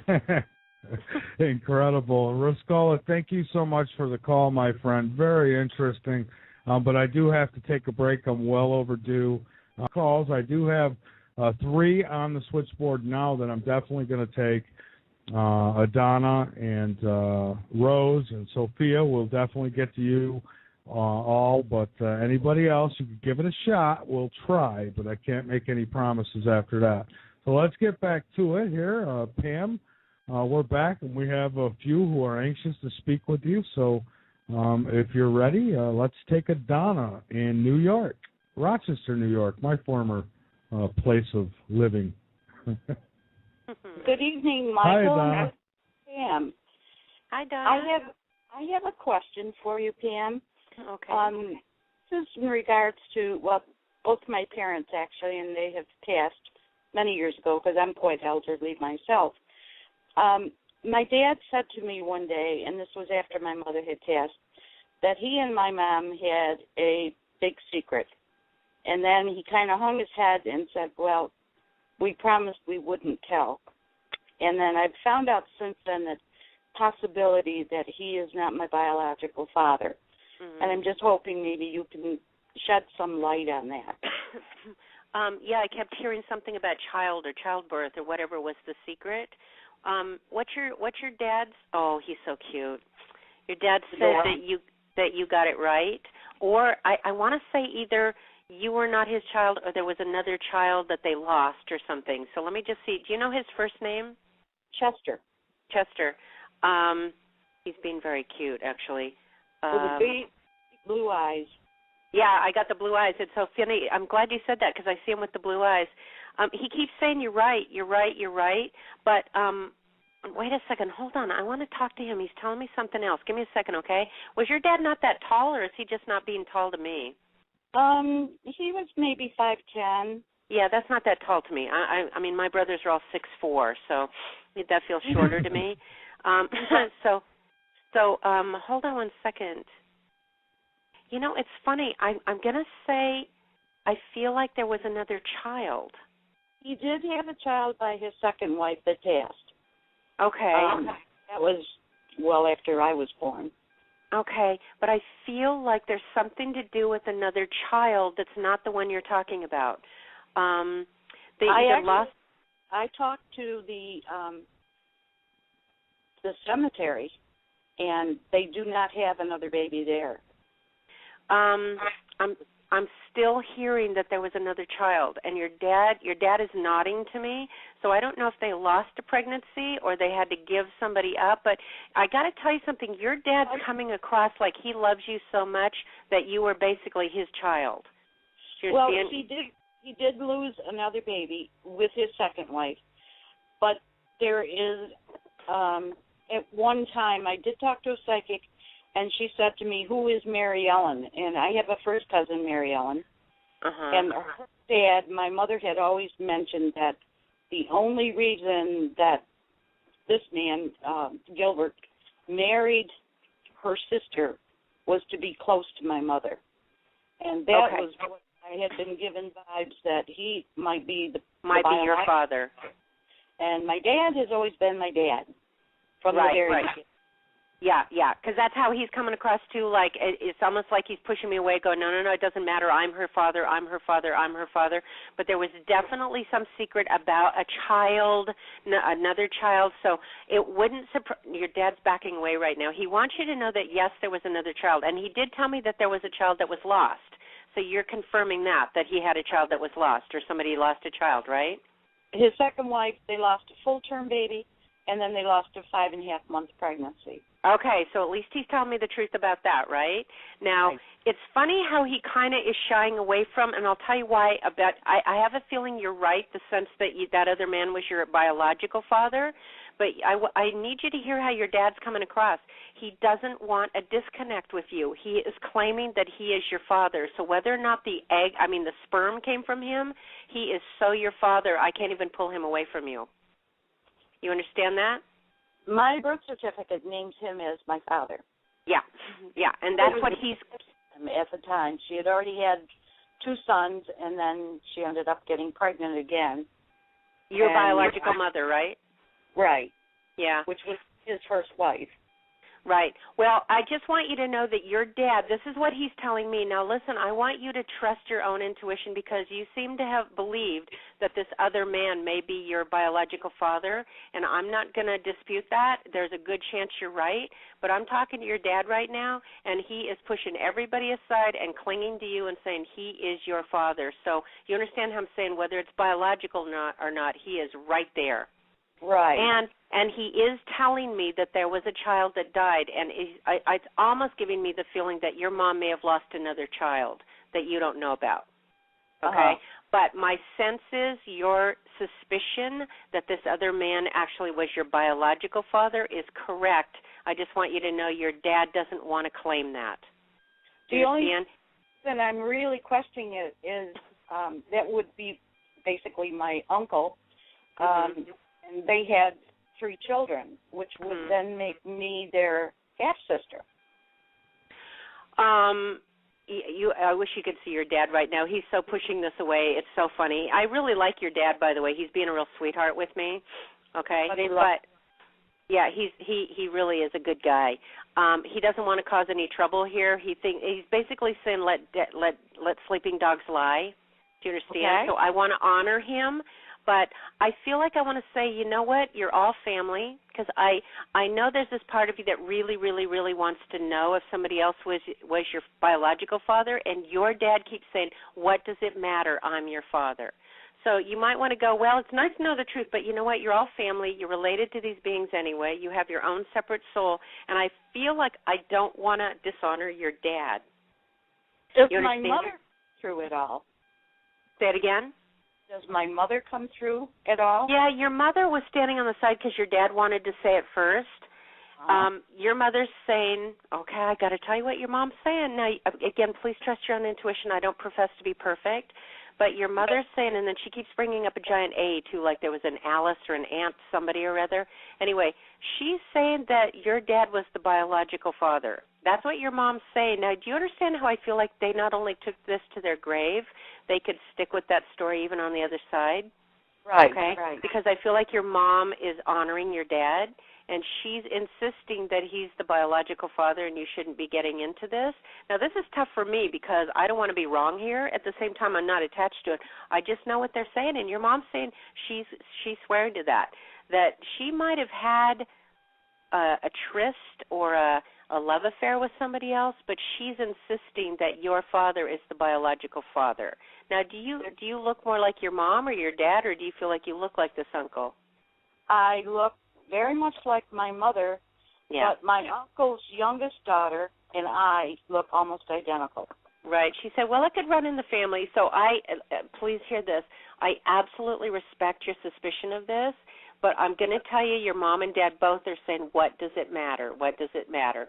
And your mom said, you'll find out soon enough when you come over here. And by the way, you're not ready to go yet. You're not leaving anytime. You're not leaving soon. Oh, how much time do I have? I'm 71 now. Oh, no, you still have a ways to go, kiddo. You have a ways to go. Your mom says, no, don't be in a hurry. You'll find out the truth, and then they'll have a nice long talk.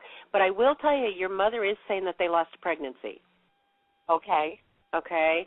I so wish I can't go out of integrity and make up things, but this is what your mom and your dad's saying. And who's the A and the M? Like an Aunt Mary or an A with a, she showed me 2 letters, an A and an M. So there's either some. The cousin would be Mary Ellen. Right. And it's in one word, not 2 words. Okay. The A is, her name, my mom's name is Audrey. Okay, that'll do it. My name is Audrey Adana. Okay, well, that'll do it because she showed me a giant A, so I think she was trying to give you her name, and then whoever the M is.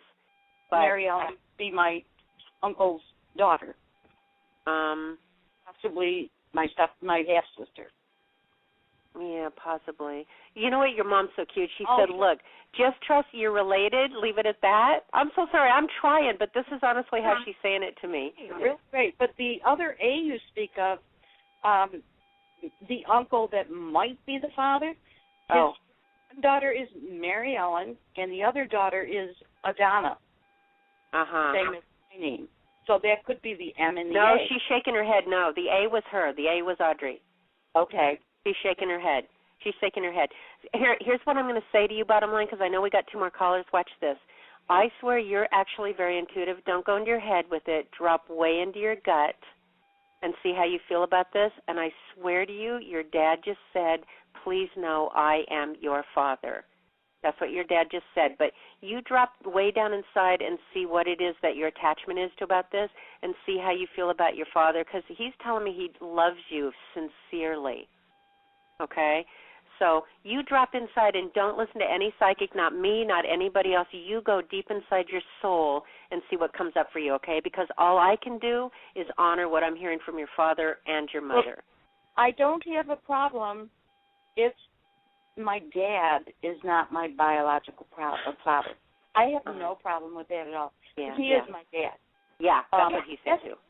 People just need to know the truth in life, and also the health factors that go with it.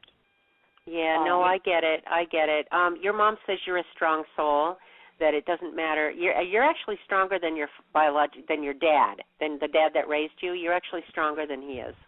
He was 92 and a half when he passed. Yeah, well, I need you to hear that. They're telling me you're stronger than your dad was. Wow.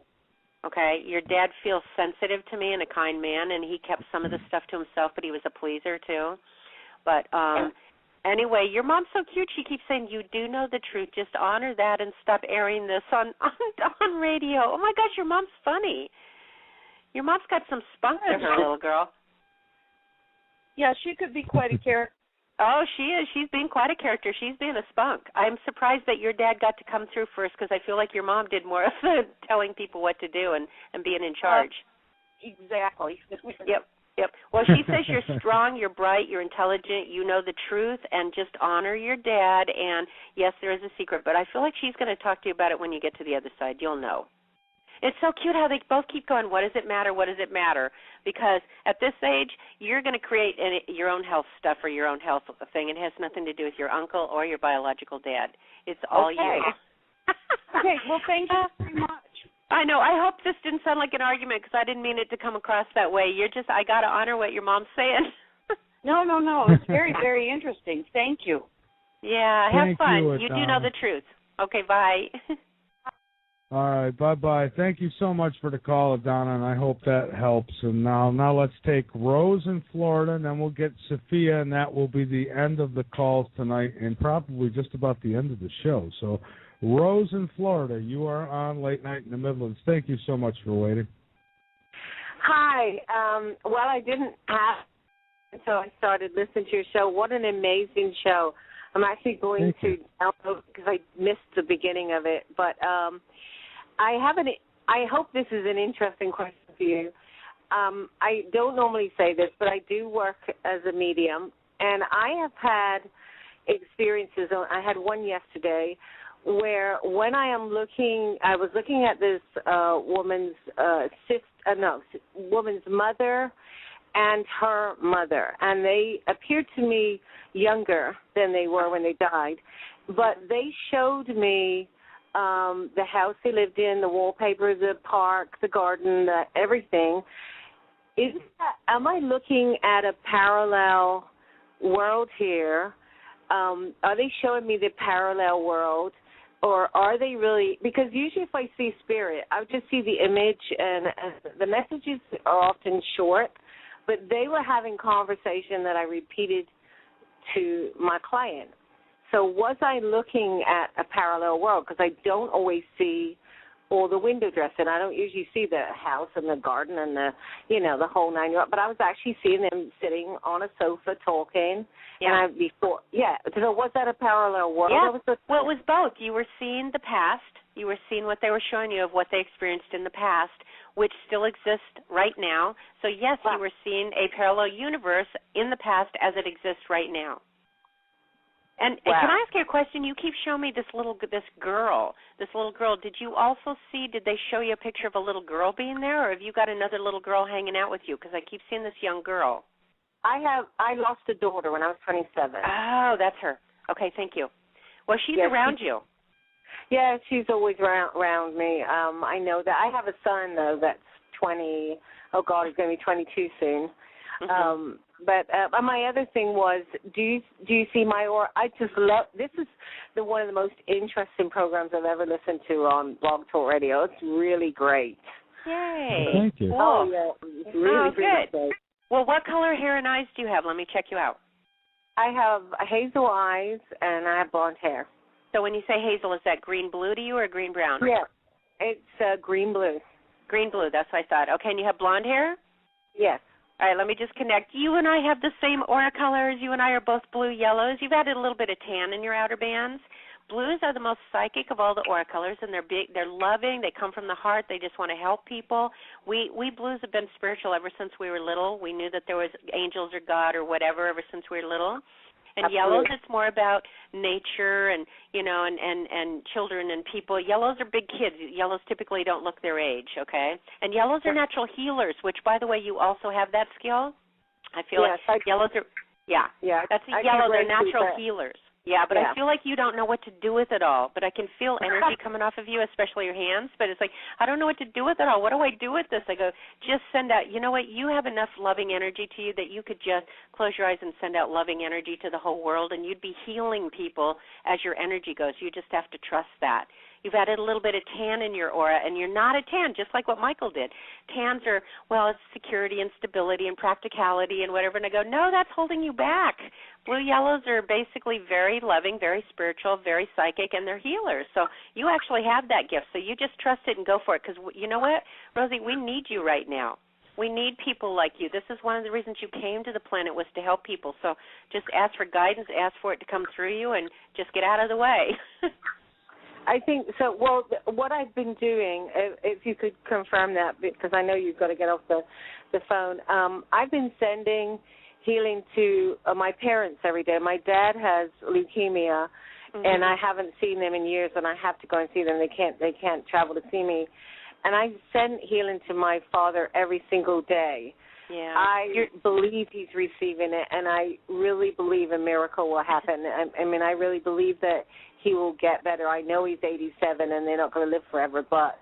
Well, he is receiving it, but can I tell you this real quick? And you trust your own intuition. I want to say you could send that healing energy to all kinds of people, so just spread that out.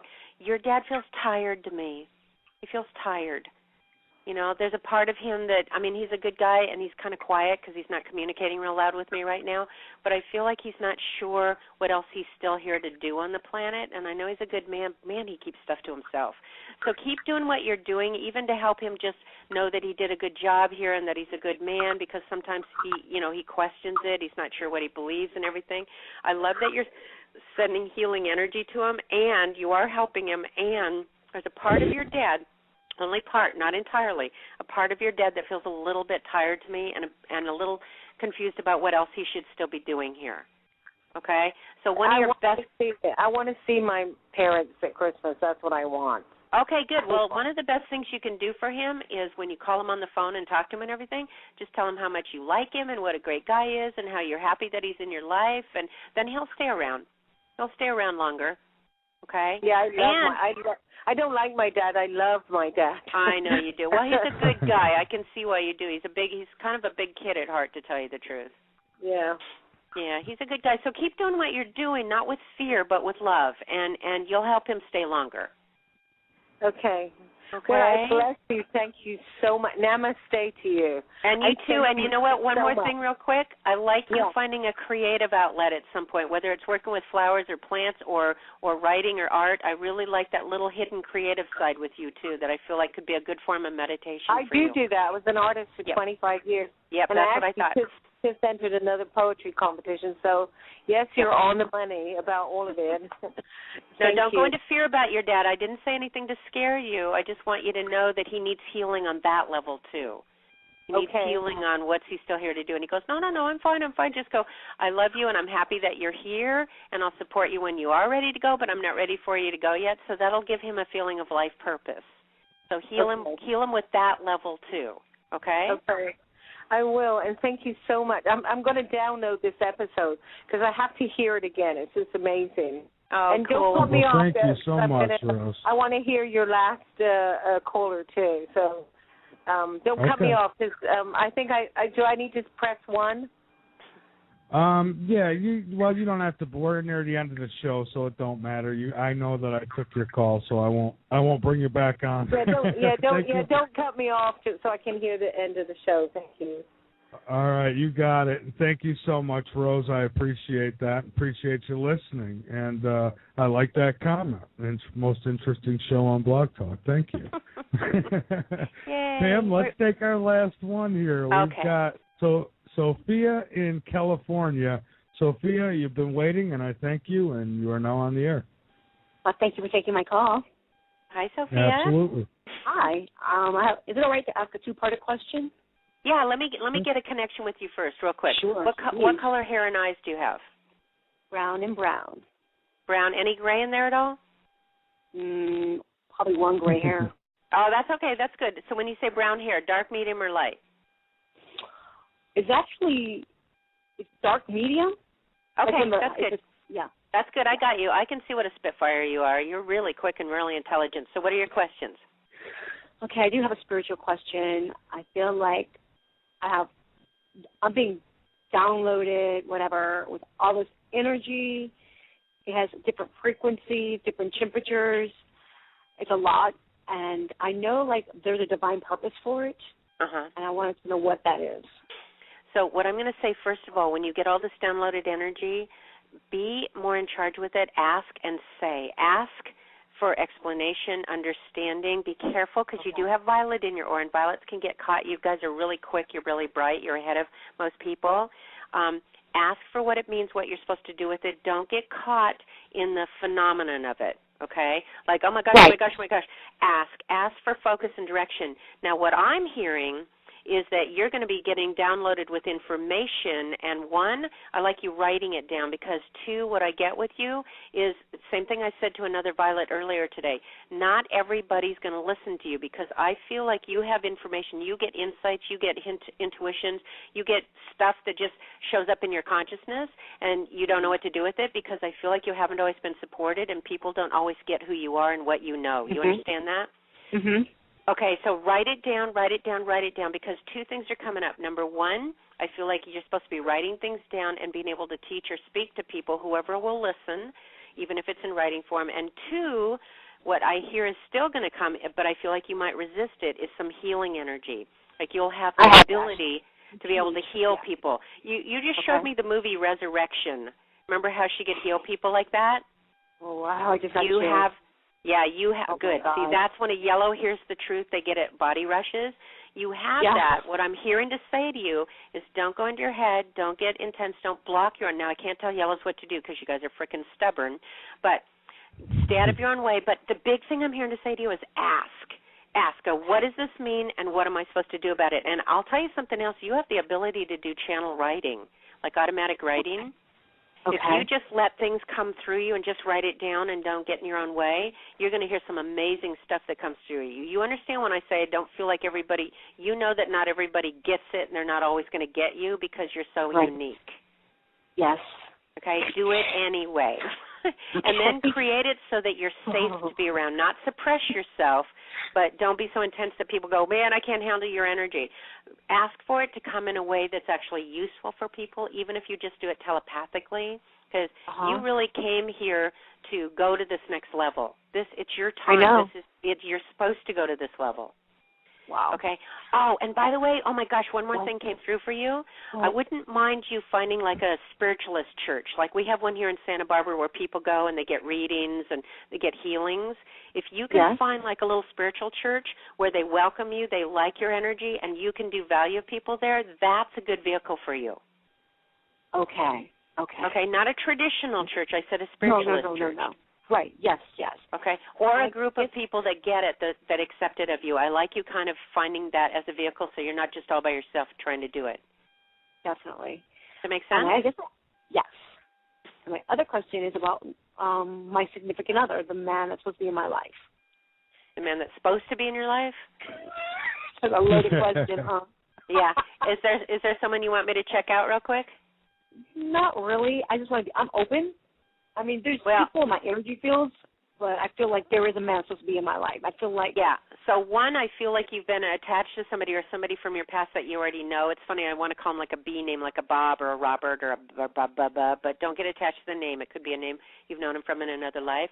But I feel like there's some man that really got your attention, and something's not clicking, something's not working. I can't get you guys together. So I want to say he's not cooperating or he's clueless. One or the other, okay? Well, he's not cooperating. I think he's being stubborn. Yeah, that's what I got, too. I can feel that guy in your energy. And, by the way, you've known him in other lifetimes. He's been your father, but he's also been your partner. And so there is a soul connection there.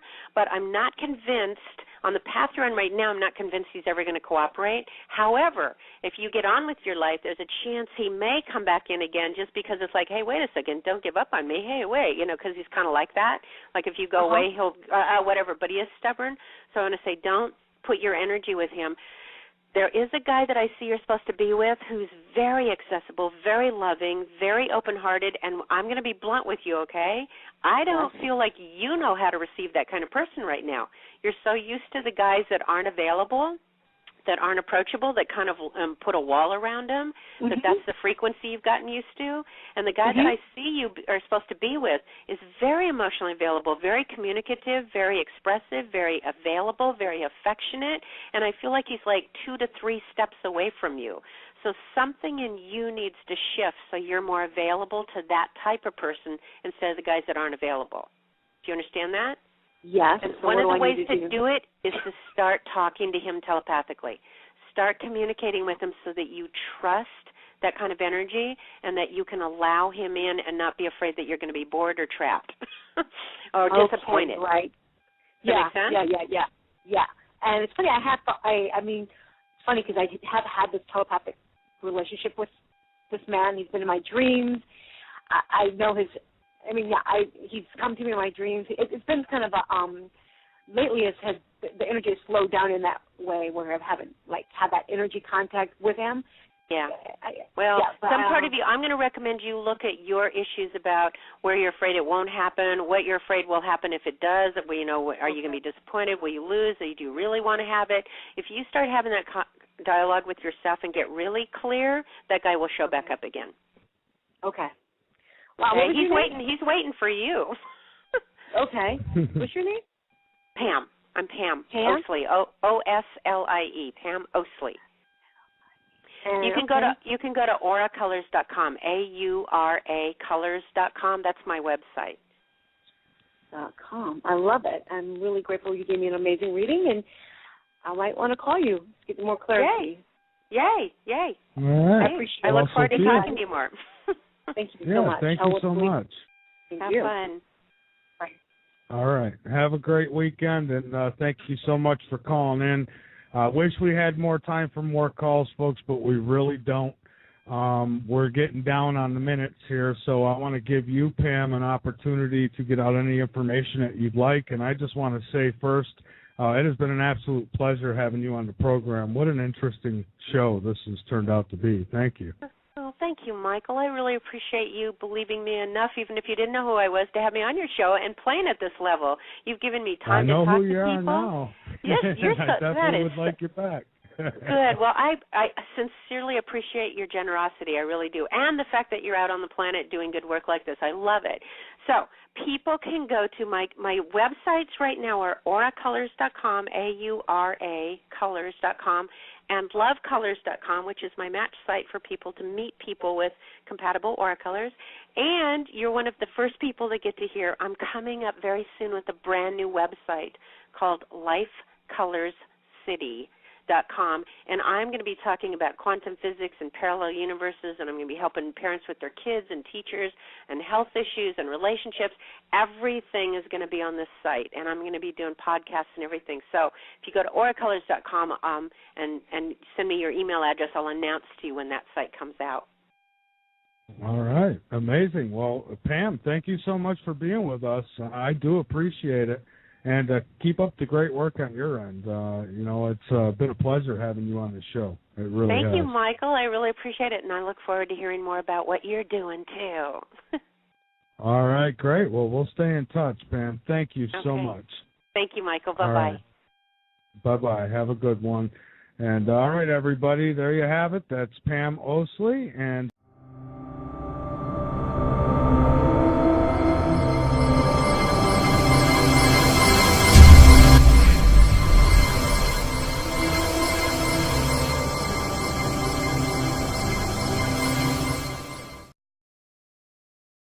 got to the point where I could also see them. And I'm actually glad that I couldn't see them at the beginning. I could just feel them and sense them, because of that now I can do it over the radio, I can do it on the phone, I can, talk to people who have on the other side. I can do all kinds of things now because I didn't rely on my visual sight to see them. So that's basically how I got into this. And you didn't realize that you had these gifts like when you were younger? Because I've heard other stories where it's, people would tell me, well, yeah, I experienced it when I was a child and growing up, but I ignored it. I didn't tell anybody about it because I was afraid, what they'd think. And so you didn't go through any of that. No, I didn't. As a matter of fact, my situation was more, once I learned that I could do it, I went, oh my gosh, now it makes sense that I had that experience way back when in high school, or now I know why that experience happened to me, years ago. I started putting the pieces, I went backwards and looked in the rearview mirror and went, now it makes sense. But it also helps me explain to people that I believe anyone can do this. We all have the ability, psychic ability, intuitive, clairvoyant, whatever you want to call it. I don't even know what name to put to it anymore. Psychic, intuitive, sensitive, I don't know what's politically correct anymore. So now I tell people anyone can do it. We can all learn how to do it, and I opened up my abilities, and it wasn't that I knew it as a child. Yeah, that was going to be my next question, is whether everybody is able to tap into this energy. But, and some people think that it's evil. It's, you could summon demons by doing it. And I suppose that's true with anything myself. What do you think? Well, first of all, people that are afraid of it, I don't mess with them. It's like, I believe that our beliefs create our reality. So if people have that belief system, bless them. It's just like, okay, so you stay with it. At the same time, I believe that's kind of old thinking, or it's and again, I'm not putting down anyone's beliefs. It's just, I don't happen to believe in evil or demons or any of that stuff, so I don't have a fear that I'm going to summon them. It's like, someone going, well, I'm afraid I'm going to summon leprechauns. Like, really? Okay. So, actually, I probably believe leprechauns exist more than demons. But I'm not afraid of it. I don't buy into any of the dark or the evil or whatever, so that's probably one of the reasons why I wasn't afraid to do this. I know that we're all intuitive. I know that we all have these. To me, it's natural. To me, it's something that our minds can naturally do. And when people are afraid of doing things like that, then they're just going to limit themselves, which is, okay for them. But I'm sure you're the same way, Michael. I don't like to be limited. No, again, if I somebody don't tells either. me what to do. Yeah. Yeah, I like to explore all realms. I mean, I've dealt with, since I've started this show, I've dealt with people who claim to be psychic, and I wasn't impressed, but then I've had people on who impressed me dearly. And I'll tell you, so I know, I believe without a reasonable doubt that there are real psychics on this planet, and I think that it could also be looked at as a gift from God or whoever. I mean, I think it's something that we all naturally had. And somewhere along the lines, we were taught that, no, you can't do that. So, right. We kind of forgot that we could do it. Right, I agree with you. And you know what? Also, because I see the different energy fields around people or auras, certain aura color personalities are really natural and can read people. Like you have violet in your aura. Violets can read people. Violets are more intuitive. And blues are very psychic. And certain aura colors, tans and greens, they need the logic, the data. They come more from their heads and from logic, and so it's a little bit more challenging for those aura color personalities to get it, but it's still not impossible. It's just, some people are better at music or sports than other people. There's just kind of a natural gift there. But I look at all of life as a gift, and that any of these capabilities are natural. We all have them. It's just whether or not people develop those abilities. What's strange for me, and I don't think I've ever talked about this before, but I can't see auras for people, but when it comes to plants, trees, and things, I do.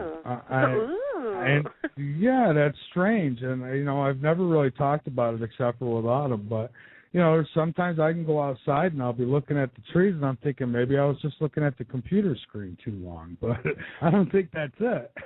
Wow, do you see colors or just the white? When I look at plants, I see white around them. Do you see colors?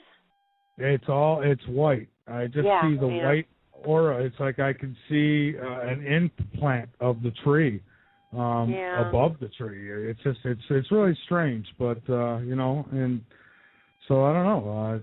Well, that makes sense. Animals. It that makes sense too, because you've also got some yellow in your aura, and yellows are very connected with nature. And sometimes yellows even trust nature more than they do some people. But so yellows are much more kinesthetic. So that's why yellows can walk into a room and go, okay, it feels good in here, or they walk into a room and go, oh, no, I don't like the energy in this place. I don't want to stay here. So that makes sense to me that you can feel it with nature. And violets come from the third eye chakra. Violets can see things. So that's why the different aura color personalities, some are from the heart, some are from the inner vision, some are from the intellect. So it makes sense to me that you can do that. I think that's very cool. Well, I was surprised by it. I just, one day I noticed it, and and now it happens all the time now. So, wow. And I'm not on the computer every day, all day, not every day. I don't argue that, but not every day. So yeah, it's just, it tells me that, everything that has life must have this aura. Right, it's an energy field. Well, two things. First of all, I explain to people, even if people can't see what they think they can't see the aura, we've all felt it. That's why you can meet somebody for the first time and feel instantly drawn to them. You're fine hanging out with them. You feel a connection with them. And other people you don't want to get really close to. You don't like standing near them because it's something about their energy that's putting you off. So you're feeling their energy field. You're feeling their aura. And then also Einstein said that E equals mc squared, which most people don't know what that means. They know it's Einstein, but they don't know that it means all matter is energy.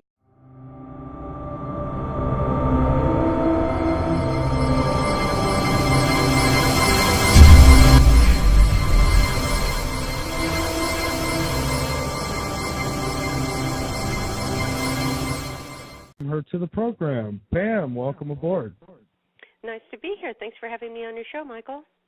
Well, thank you very much for taking the time out to be with us. I do appreciate it. Well, I had nothing better to do on a Friday night, Hey, that's what we're here for. We want to be here for people that don't have nothing better to do. Well, I heard you're the place to be on Friday nights. You're the fun one. So I went, hey, I don't care what else I get offered. I got to hang with Michael. Well, it's obvious I have no life. I'm here 5 nights a week. Oh, God. That's not what I've heard about you, Michael. No? Well, that's good then. That's good. Then the news isn't getting out. But Pam, tell me a little bit more about yourself outside of the bio. Give us a little background how you got into this and where it all started. Okay, about 28 years ago. Now, my background, I worked with, learning disabled kids and autistic kids. I wanted to do something to help people, and then I started working in the rock and roll business and promoted rock concerts with the big guys, the big names, not just, garage bands. And was working with rock and roll people. I started running a theater, so I was working with Hollywood type. So I was in the entertainment business and doing just fine, thank you very much. And then I went to hear a psychic speak, and he pulled me up in front of the group that night and said, you know how to do this too, get up here. So basically he just kind of threw me in the water, and I went, no, I don't know what you're talking about. What are you crazy? Anyway, so I got up in front of the group that night and noticed that I was seeing psychic information about people. Of course, I had no clue that I could do this. I knew a woman in the room was pregnant. She didn't even know she was pregnant, Michael, because I saw the spirit of a little baby a little girl standing next to her, and never knew I could do that before either. And so she went to the doctor and found out she was pregnant. She ended up having a little girl. So I basically I got thrown in the water, and of course the psychic that night went, well, you've been asking to go to the next level in your life, and this is it, because I'm one of those people probably like you that like to challenge the boundaries and go, nah, you can't tell me what to do. I know there's more to life than this. So I was pushing boundaries. Absolutely. Yeah, exactly. So, and if I was in the rock and roll business, I was pushing boundaries. Anyway, so then about a year later, I met a woman who could see auras, and she started describing what she was seeing with people and what that meant to her, and it fit with what I was picking up psychically about people. And so I went, oh, that's a violet. Oh, that's a green. Okay, now I get it, because over the year I'd been doing it, I'd noticed some similar qualities or patterns that would show up with people. And so now I had something to put to it. It was the different aura colors had personality types to it. And so within about a year of working with her, I developed the ability to see them and sense them myself. I started out with it psychically, and then the mass is energy. So we are energy, so it makes sense to me that we radiate off an energy, and we can feel each other that way. Yeah, you know, it's weird like that. You can get in a room with people, and you can almost get a feeling on who you want to associate with and who you don't. And they don't even have to say anything to turn you off to them. You just feel it. Yes, I agree. Yeah. And other people, oh good, the sirens are going by. Yay, excitement for a Friday night. No, it's your turn. No sirens now. in Santa Barbara. No fires, no fires. We had too many fires here in Santa Barbara. Anyway, yeah, and you know what? What's interesting that you can see the white around plants, because when I first started seeing the aura, and most people that I talk to, you'd be amazed at how many people can see these energy fields or auras, especially children. I'm meeting a lot of children that can see them. But I've noticed that when you first start seeing them, or most people see them, it starts out as white. So you don't see the colors right away. It took me a while to develop the ability to actually see the colors. So tell me now, for people who might not understand exactly what we're talking about, maybe you can explain what a aura is and what the different colors mean, and how different colors affect people in relationships and such. Okay, great. So first of all, I like to explain to people that the way I see auras, and I've run into people that see the same thing I do, and I've also encountered people that see the energy field of the auras differently, and that doesn't make one person wrong or the other person right.